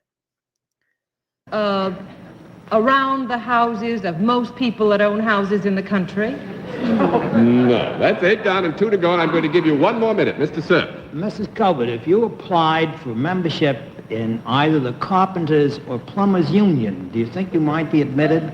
Did you say the Carpenters or the Plumbers? Yeah. That'll make it 9 down. One of the two. One of the two. Miss Kilgallen. Now, you have said, John, that this is an unpleasant product. Mrs. Dobert likes it, and you can't blame her. It was just a way of speaking. Like, they all went to they went to school. A lot of the actors in the movies, they would put them through training programs at the different studios, and they would have them talk certain ways. And it was just, that's how they were taught to speak when they were on camera. It was just kind of like, a lot of people tell me that I sound different in my videos than I do here on my live streams. And that's because I went to school and took voice classes for broadcasting. And so there's a certain way that you're supposed to talk when you're doing a news program, and you write in a certain way, and you have a certain cadence, and you talk very distinctly, and you pronounce things very distinctly so you can be heard and not mumble. And, you talk in a certain way to get rid of the ums and ers and likes and all that stuff.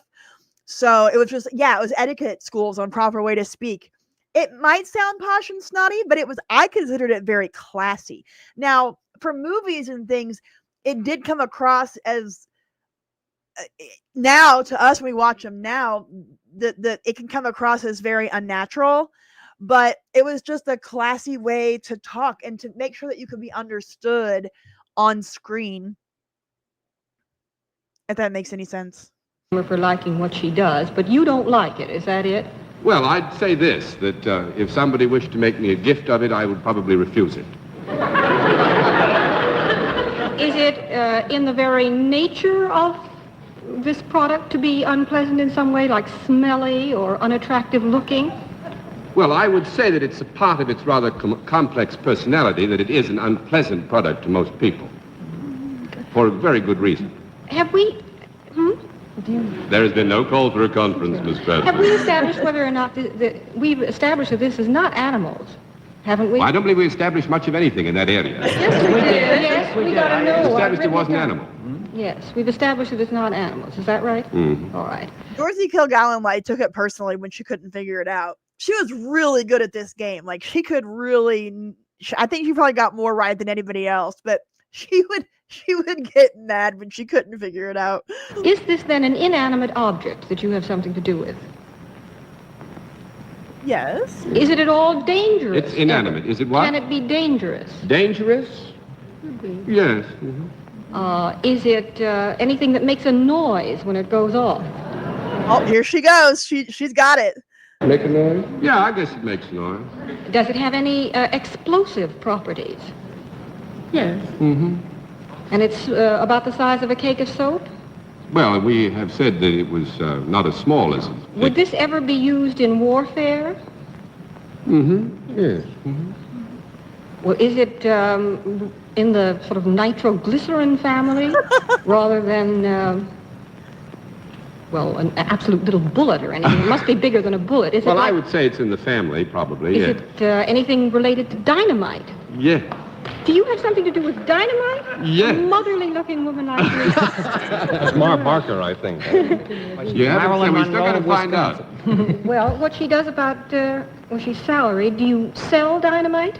No, that's 10 down and no more to go, but you deserve a medal, all of you, because this was a tough one, because Mrs. Dobert is a lady dynamiter. She goes out, fixes the stuff, pushes buttons, all kinds of things.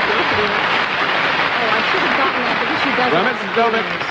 She won the $50. Yeah. All right, we'll go to the end and watch the mystery guest. I could watch these for hours, guys. Finesse. Now we come to the special feature of our program, the appearance of our mystery celebrity. Our friends in the panel would, as usual, know who was here by sight, so we have had to, as usual, give them blindfolds. Are they all in place, panel? Yes, John. Good. Will you come in, mystery challenger, and sign in, please?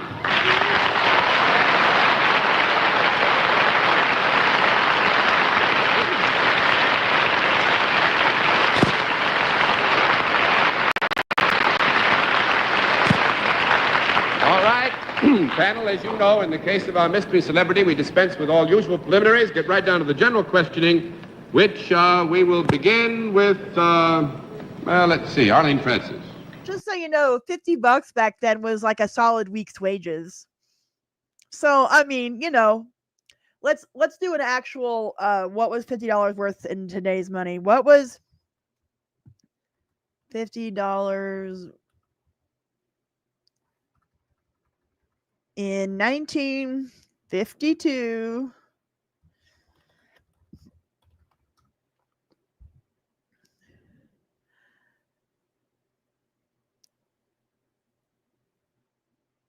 Well, give me go. It'd be about $600 now.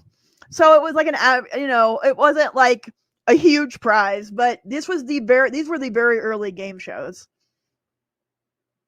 Well, judging from the applause, I take it that you are a performer. That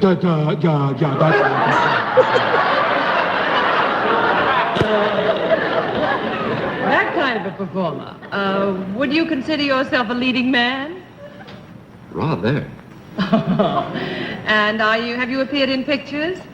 Yeah. Are you best known for your performances in pictures? As opposed to the theater? Well, sure, and I think she's right there. I think I think so, too. Have you got just one head? Dialect. It is just one person? Yabo. And are you associated with one particular studio? Yeah. Yeah, that's one down night to go, Mr. Sir. Have you ever done any work on television and radio? Yeah. When you do perform, do you... No, he's putting on his own. They had to, they would do that themselves. Like there was no special effects or anything like that. They were just covering their own voice.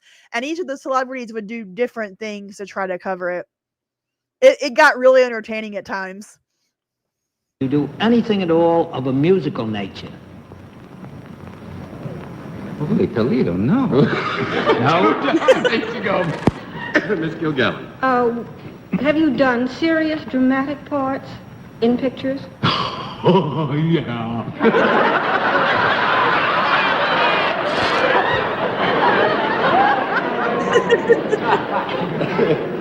Are you, despite all the funny voices and everything, are you good looking and considered a dreamboat type by the girls? He was a good-looking guy back then. I mean, let's not lie. Well, you have your answer there, Miss Dorothy. I'm torn. I've got some. Oh yeah, the Lucy and Desi one was good. I mean, we can watch a few more if you guys are interested. I like I said, I could watch these for days. Scotch tape. Thank you, Steve. I think I'm going to need it. It wasn't for money. Usually, well, always the celebrity would come on because they were promoting something. Like they just had a movie come out, they were doing a play on Broadway or something like that. It wasn't for money. It was for promotion. Were you ever in a picture with Ann Sheridan? Yeah. Were you ever in a picture where a terrible operation was performed on you while the camera was on you? Well, I don't like her. I think yes is the answer to that. Was it King's Row? Yeah. Are you Ronald Reagan? Ronald Reagan is right. Telling you, Kagala was a beast, man. She knew how to. She was good.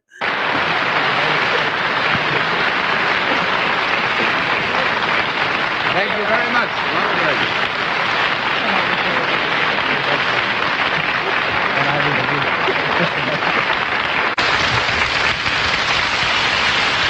Thank you.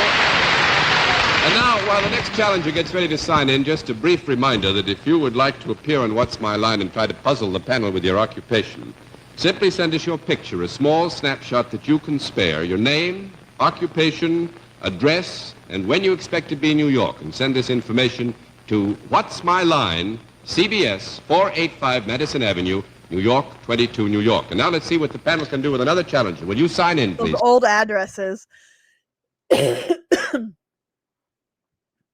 All right, let's watch the one with Desi and Lucy.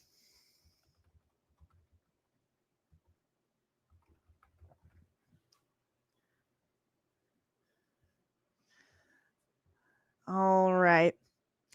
Yep, no zip codes. This was from 1955.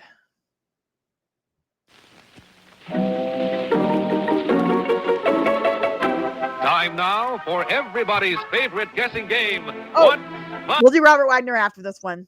My Line, brought to you by Remington Rand, makers of the world's #1 electric shaver, the Remington. Now, let's all play What's My Line?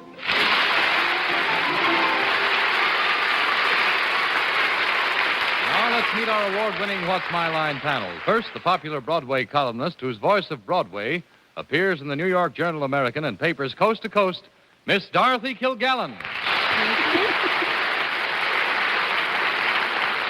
Thank you. And now I'm very happy to welcome back to the program someone that we're always pleased to have visit us because he's so nice and such a good game player. He's the star of his own show on this network every weekday, and he's substituting for Fred Allen tonight, Robert Q. Lewis. Thank you, darling. I wish I were a cricket. If I were a cricket, I could introduce Arlene Francis to my left by simply saying... What?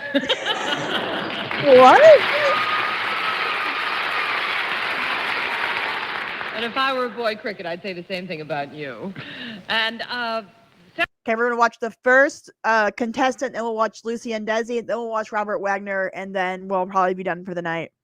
someone tells me that they play What's My Line around the house quite a bit, and What's My Line has come out with a game that you can buy at stores very soon, so that you'll have it right handy there to play with if you'd like to. That's What's My Line, and the fellow that knows a lot about that is the columnist publisher on my left, Mr. Bennett Cerf.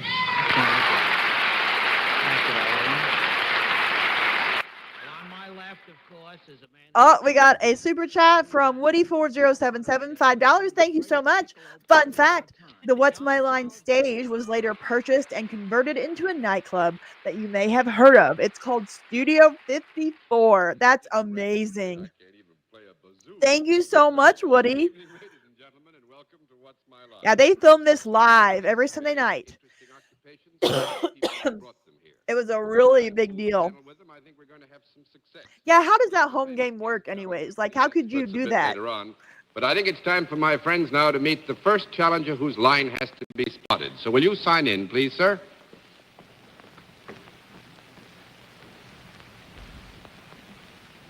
Raymond? Raymond Fadden. Is that right, sir? Fadden? Look at sweet F he wrote. Look at that cursive, though. Look at that handwriting. I'm impressed. Raymond? Raymond Fadden. Like, that F is fantastic. That's some good stuff. Raymond Fadden. Is that right, sir?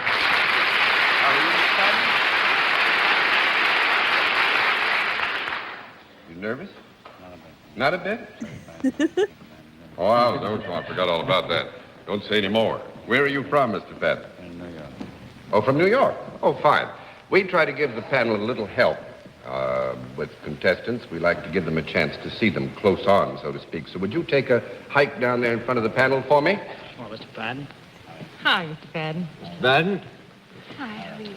All right, Mr. Fadden, right over here, if you will, and sit down next to me. I would ask you, first of all, if you're familiar with our scoring system. Do you know how we score? Do you want to see what he does, or do you want me to skip over it so we can try to guess? We don't have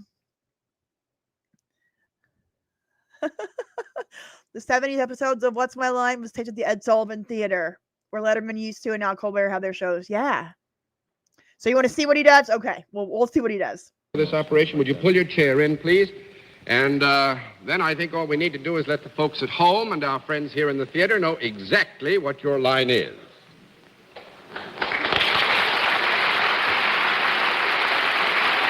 How fun. I just filled with where the Brooklyn Dodgers played, right? Panel, Mr. Fadden is salaried. With that, let's begin the general questioning with Bennett Cerf. Mr. Fadden, you're one of the most self-composed gentlemen we've had here in a long time. Do you perform a service of some kind? May I interrupt just a minute? Would you lean forward a bit, sir? This is your microphone. It's all yours. I do. This is October 2nd, 1955. So we're looking at, what is that, 70 years ago? Do people come to you to have this service performed? Yes. They do. Well, if I were to avail myself of your services, would you send my spirits soaring upward? Possibly, yeah. Possibly. Possibly. Very good answer. Possibly. You mean you could also have the opposite effect on me? Yes, it should. Depending on circumstances. That's right. Would these services involve your touching me in any way? No. That's 1 down and 9 to go, Miss Kilgallen. Do you work for a profit-making organization? I do. Do you use anything besides just your hands in your work? I do. You use a variety of things rather than just one thing like a pencil? No. Wait a minute, we'll have to have a small conference. Small conference.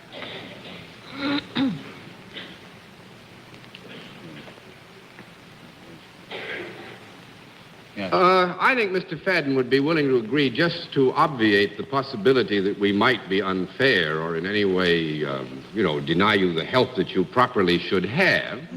I think. Yeah, they're touching me anyway. She's trying to see like if he was a doctor or, something along those lines. I think Mr. Fadden would be willing to agree that he uses in your Totally love the small conferences as well. terms of reference more than the one utensil. Good to be back, Doris. This was probably, it was October, so there was playoffs, right? So that's probably why they brought the guy on, because the Dodgers were in the World Series or going in the playoffs or whatever. He's so kind to us, isn't he? Thank you, John. Mr. Fadden, do you work in an enclosure? Yes, I do. Does your work ever take you from one place in the enclosure to another? Yes, ma'am. Just a minute. May I have another conference?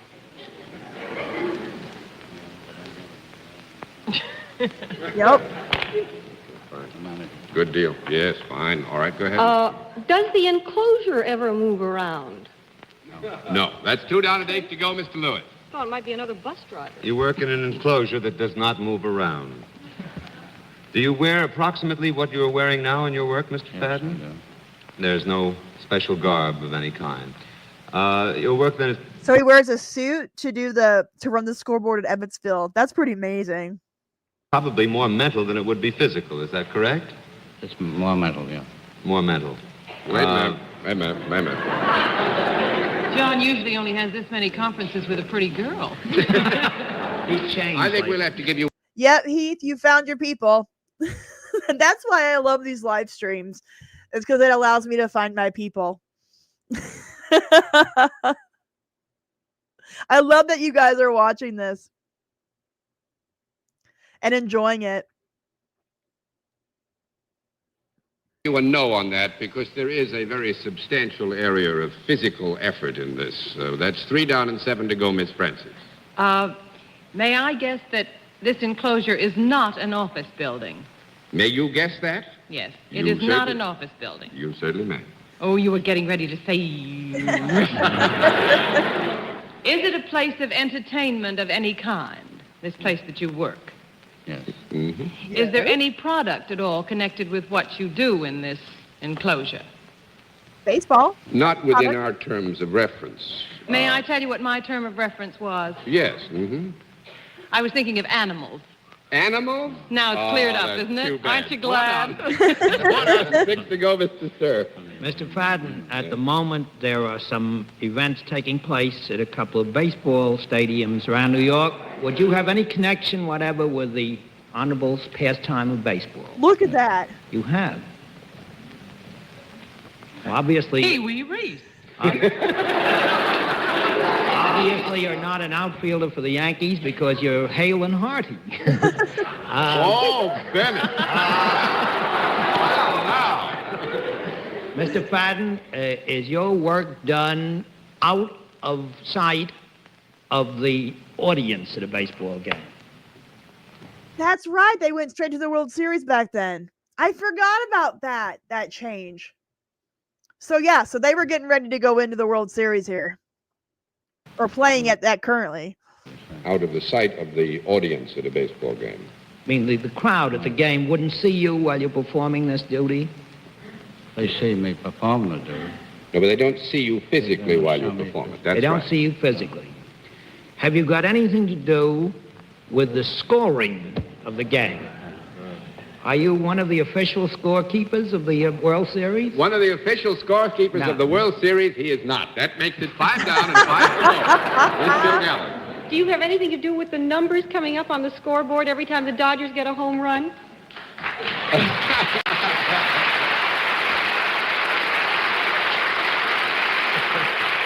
Actually, I think you hit it right on the head. Mr. Fadden operates the scoreboard at Ebbets Field, which is done manually. As you know, it's not He's a big been busy, automatic. hasn't he? He's been a very busy man. He's been so busy, we'll flip these all over anyway. So, Mr. Madden, must be fun doing this in the World Series. Is this your first one, or have you done this before? Sixth. Your 6th World Series. You ever made a mistake up there that gave anybody any trouble? It's a cinch on the single game. It's a cinch on a single game. Well, thanks very much, Mr. Fadden. It's wonderful to have you with us. All right, panel, a very good beginning. The blindfolds are all in place, panel? They are. Good. Will you come in, mystery challenger, and sign in, please?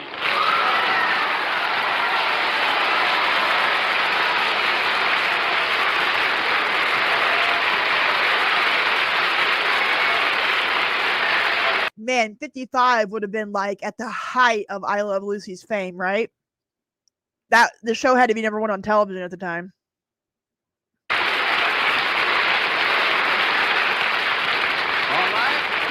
right, panel. As you know, in the case of our mystery challenger, we changed the form of questioning a bit. You ask one question at a time in turn, moving clockwise, and we'll begin it all with Dorothy Kilgallen. Are you Duke Snyder? Are you Dick Snyder? That's 1 down and 9 to go, Mr. Lewis. I didn't hear the answer. No. Who answered? I did. Well, why? You want to hear the real one answer? Sure. Yes. Would you answer the question, please? Are you Duke Snyder?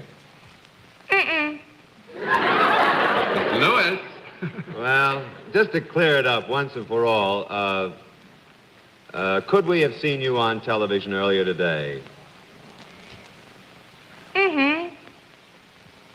Miss Francis? Boy, I wasn't around earlier today. The series. You meant the series. No, but it isn't a man. There is has been it? no call for a No, conference. all Miss right, Francis, I'm you may terribly proceed. sorry. I have. We're going to have to watch that one. Are you engaged in the entertainment world? Mr. Sir? Are you, and I hope you are, a lady? By that I mean of the female persuasion.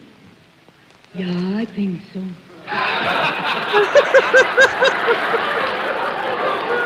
Duke Kilgallen? Are you in the motion pictures?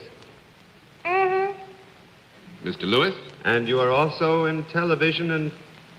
let me rephrase my first question, because this got an unusual answer. Could we have seen you on television earlier today? That was yes. That was the answer before. I still don't understand the answer. Only now it's not a ball player. I don't think. Okay, so that was I've got a secret. Gotcha. I knew I had seen something like that. That makes sense. Are you here in New York just for the World Series? No. 2 down and 8 to go, Mr. Sir. Have you a husband who is possibly just as well known as you are? Yeah. Miss Kilgallen. Have you ever made any records where you sang? No. 3 down and 7 to go, Mr. Lewis. But I did see you earlier on television today. And it was very good. Should I disqualify myself, John? Because this ridiculous question, I disqualify myself. I know who it is. I know who it is. Take a guess. I know who it is. Well, say it. That's what you're The world's greatest comedian, Lucille Ball. Gotta be. I don't know. Is that right? Mm-mm. I almost took my mask off. It's not. 4 down and 6 to go, You sure it's not Duke Snyder? Not Desi Arnaz. You say that you're married. Is the man that you're married to also in the picture business? Yeah. Mr. Sir? Can I take a wild guess? Probably not. Are you Sure. Loren Bacall? Loren? Oh, for heaven's sake. There you go. 5 down and 5 to go, Miss Kilgallen. Are you the voluptuous blonde type? I don't think so.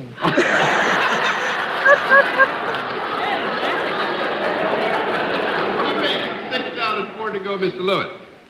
Are you sure I saw you on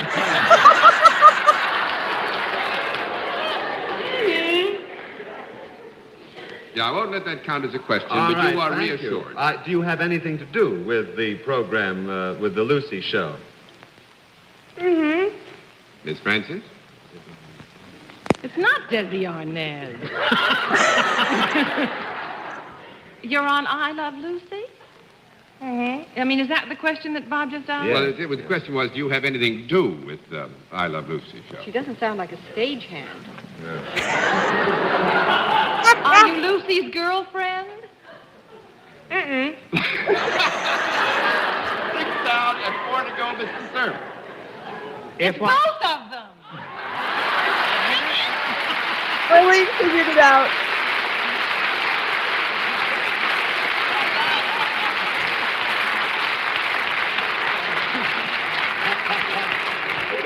We didn't hear Desi at all. Yeah, that was me. That was you. Which one was That's what made it so much fun. The Swedish one, and I was there.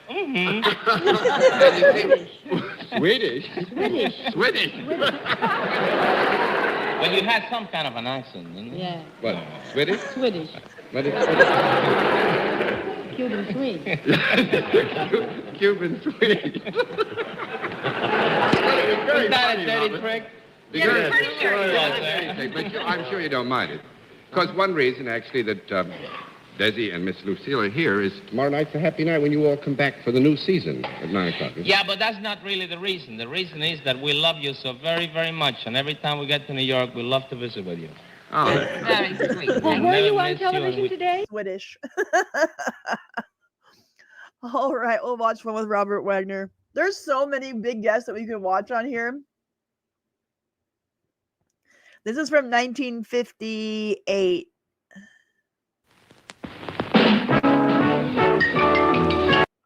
Pigeons, are you all blindfolded? Will you come in, Mystery Challenger, and sign in, please?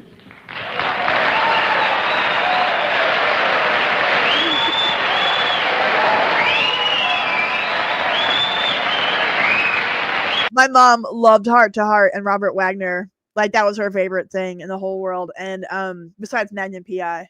But she ended up marrying a Robert Wagner. So my stepdad is a Robert Wagner. So that's kind of fun. And I was named after Natalie Wood. So random. All right. Panel, as you know, in the case of our Mystery Challenger, we go to a different form of questioning. You ask one question at a time, in turn, moving clockwise. And we will begin with Bennett Cerf. Well, Are you or are you about to perform in a New York nightclub or hotel supper room? Oh, no, sir. 1 down and 9 to go, Miss Kilgallen. Are you performing in any sort of place in New York at the moment? This covers an awful lot of ground, Dorothy. Well, I mean theater, television, in this area.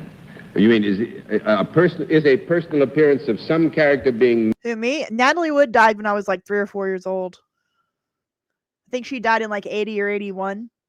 made before or in a place of public entertainment? Is that what you mean? Well, that would do, yes. Oh, no. That's 2 down and 8 to go, Mr. McRae. What was that last question? I'm not sure. He's not doing anything in New York at the moment. Oh, is he, Not working, that is. he's not working. Are you on on what they call a junket in connection with a, well, it would be a picture or a new series that you're advertising? That's right, Gordy, baby. Miss Francis? Oh, until then I thought it was the Prime Minister of Japan. Then are you appearing in New York because a picture of yours has just opened here? Yeah, I would say that would be pretty well. Why don't you say Arlene Baby, too? That's right, Arlene, baby, I am. Thank you. Bennett, sir? The picture is already open. Is it running at one of the big Broadway or just off-Broadway emporiums or cinema palaces? It's running on Broadway, Bennett. On Broadway? Dorothy Kilgallen? What was that thing about if you get stuck pass? I passed, Gordon. This fellow sounds like Gordon McRae with the imitations he did the other day. Are you married to a very attractive young actress lady? You know it, Gordy. Are you, interested in the game of golf? That's right, Gordon. Are you, under contract to Penitentiary Fox? 20th Century Fox? That's right. That's 3 you've had now, Gordon. You want 64? Well, I know who it is. All right, name. Robert Wagner. Robert Wagner. Shut up. Did Natalie Wood die on November 29th, 1981? How did I not know this? That was my 4th birthday. I was born November 29th, 1977. I did not realize that she died on my birthday. Holy crap. Ain't that some shit? Hi, Timothy. Glad you're here. Thank you so much for your kind words. Yeah, that's crazy.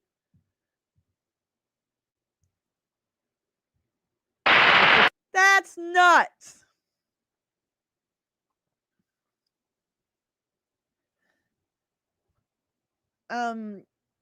Here's a big one.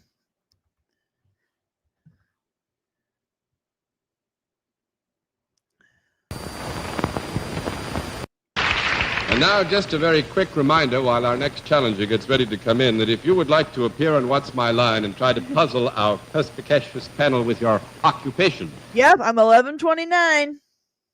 77. Simply send us a picture, a small snapshot that you can spare, because we can't send it back.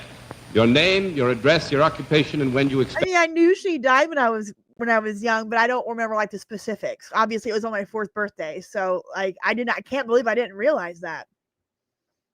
To be in New York. And send all of this information not to me, because that delays it. Send it to What's My Line, CBS TV, 485 Madison Avenue, New York, 22, New York. And now let's see what another challenger can do. Will you sign in, please, ma'am?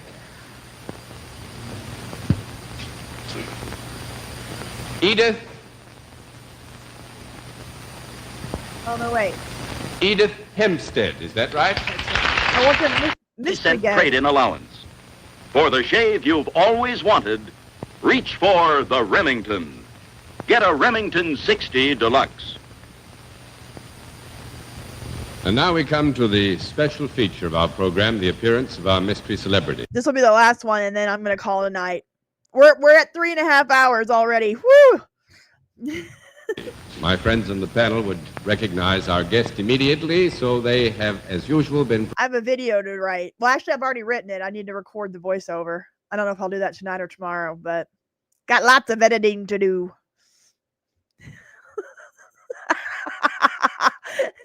And remind you you're older. That's funny. Provided with blindfolds. Are the blindfolds all in place, panel? Yes, sir. Good. Will you come in, Mystery Challenger, and sign in, please?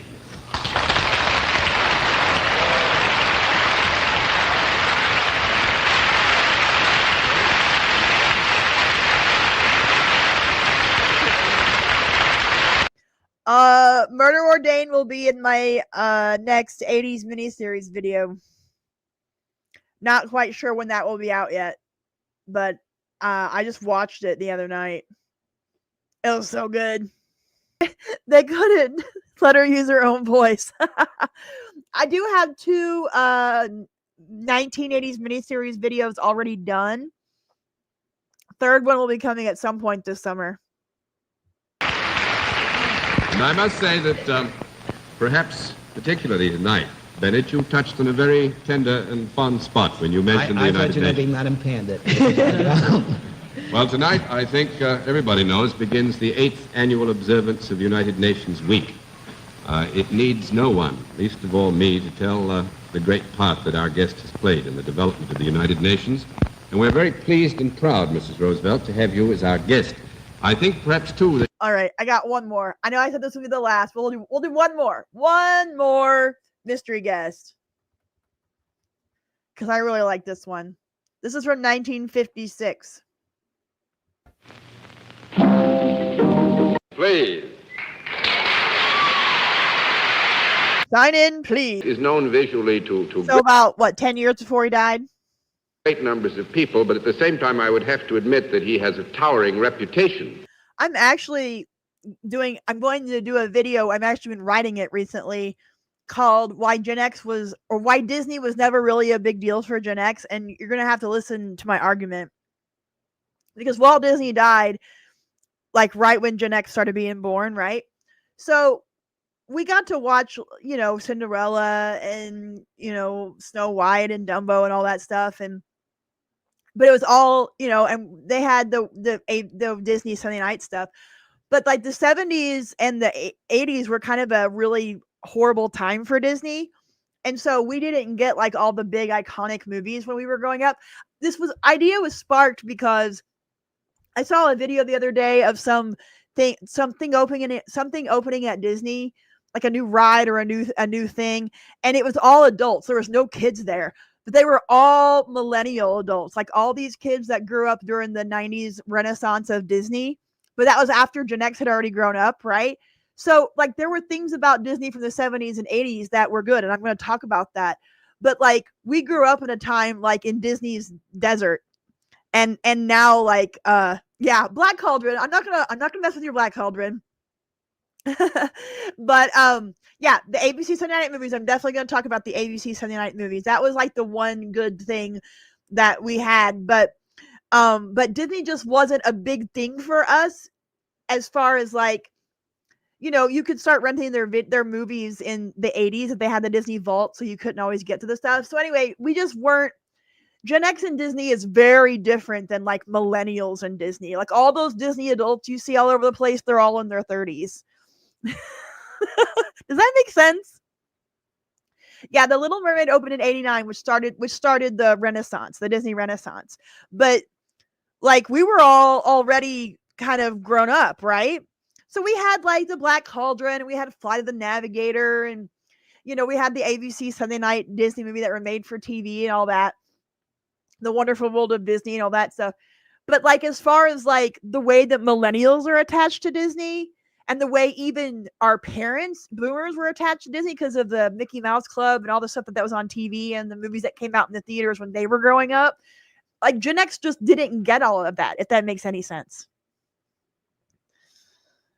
Not that Disney wasn't a thing for us, but it just wasn't like the obsession of Disney that the millennials had or that the boomers had. That's my argument for the video, anyways. The first movie that I ever rented from a video store was Mary Poppins. I remember it like it was yesterday. I was in awe. Trust and believe on Labor Day weekend, we're totally going to do a Jerry Lewis telethon live stream. That was just a staple of my childhood. So I was inspired. Conspiracy on the part of all the women in my family to give the lowdown. But I did love the live action musicals that they made in the late 60s. I love the No-Mobile, and I love my absolute favorite was the one and only genuine original family band with Leslie Ann Warren and John Davidson and Kurt Russell, and then The Happiest Millionaire with Leslie Ann Warren and John Davidson.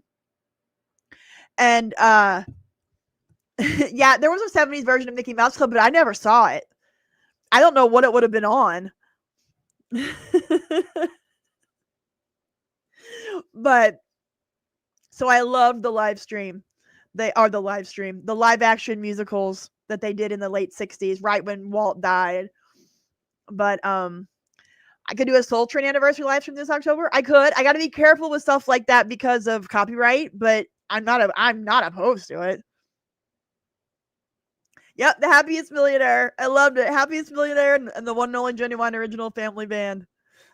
Love it. Yes, Epcot was a big attraction. I went to Disney World in Orlando. So that was the last time I ever went to Disney was in '89.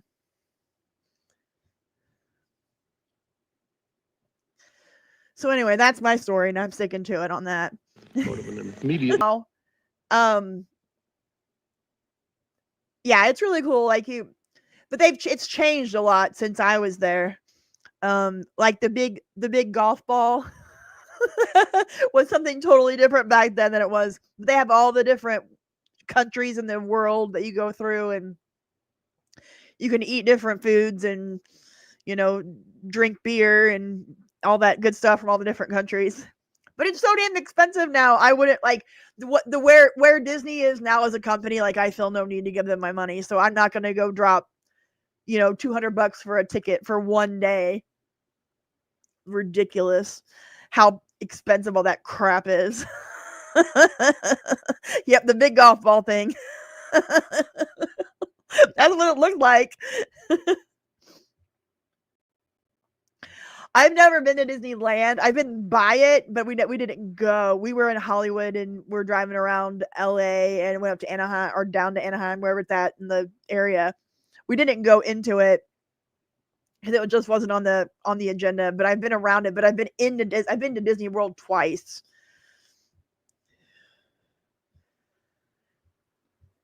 So there you have it, and there you are. Here, I'll play this for you all that asked for it.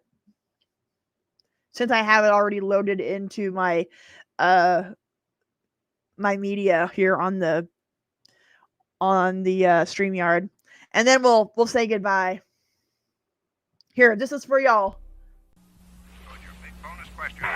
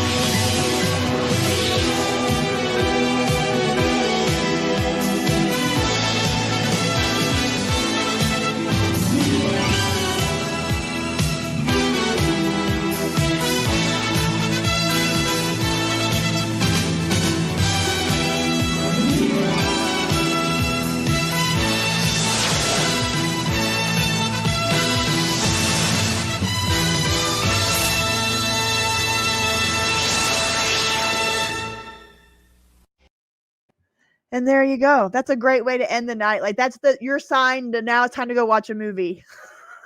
The late night naughty movies. The USA Up All Night or the HBO late night stuff.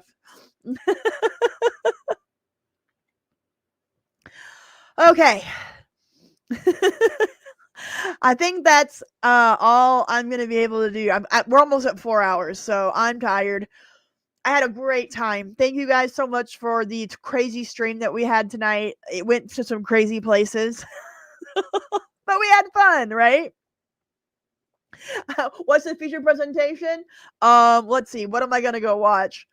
You're welcome, Robert. What's the feature presentation? I'm gonna go watch a TV movie because I'm doing videos about them right now. I think I'm gonna go watch. I'm making my 1970s video.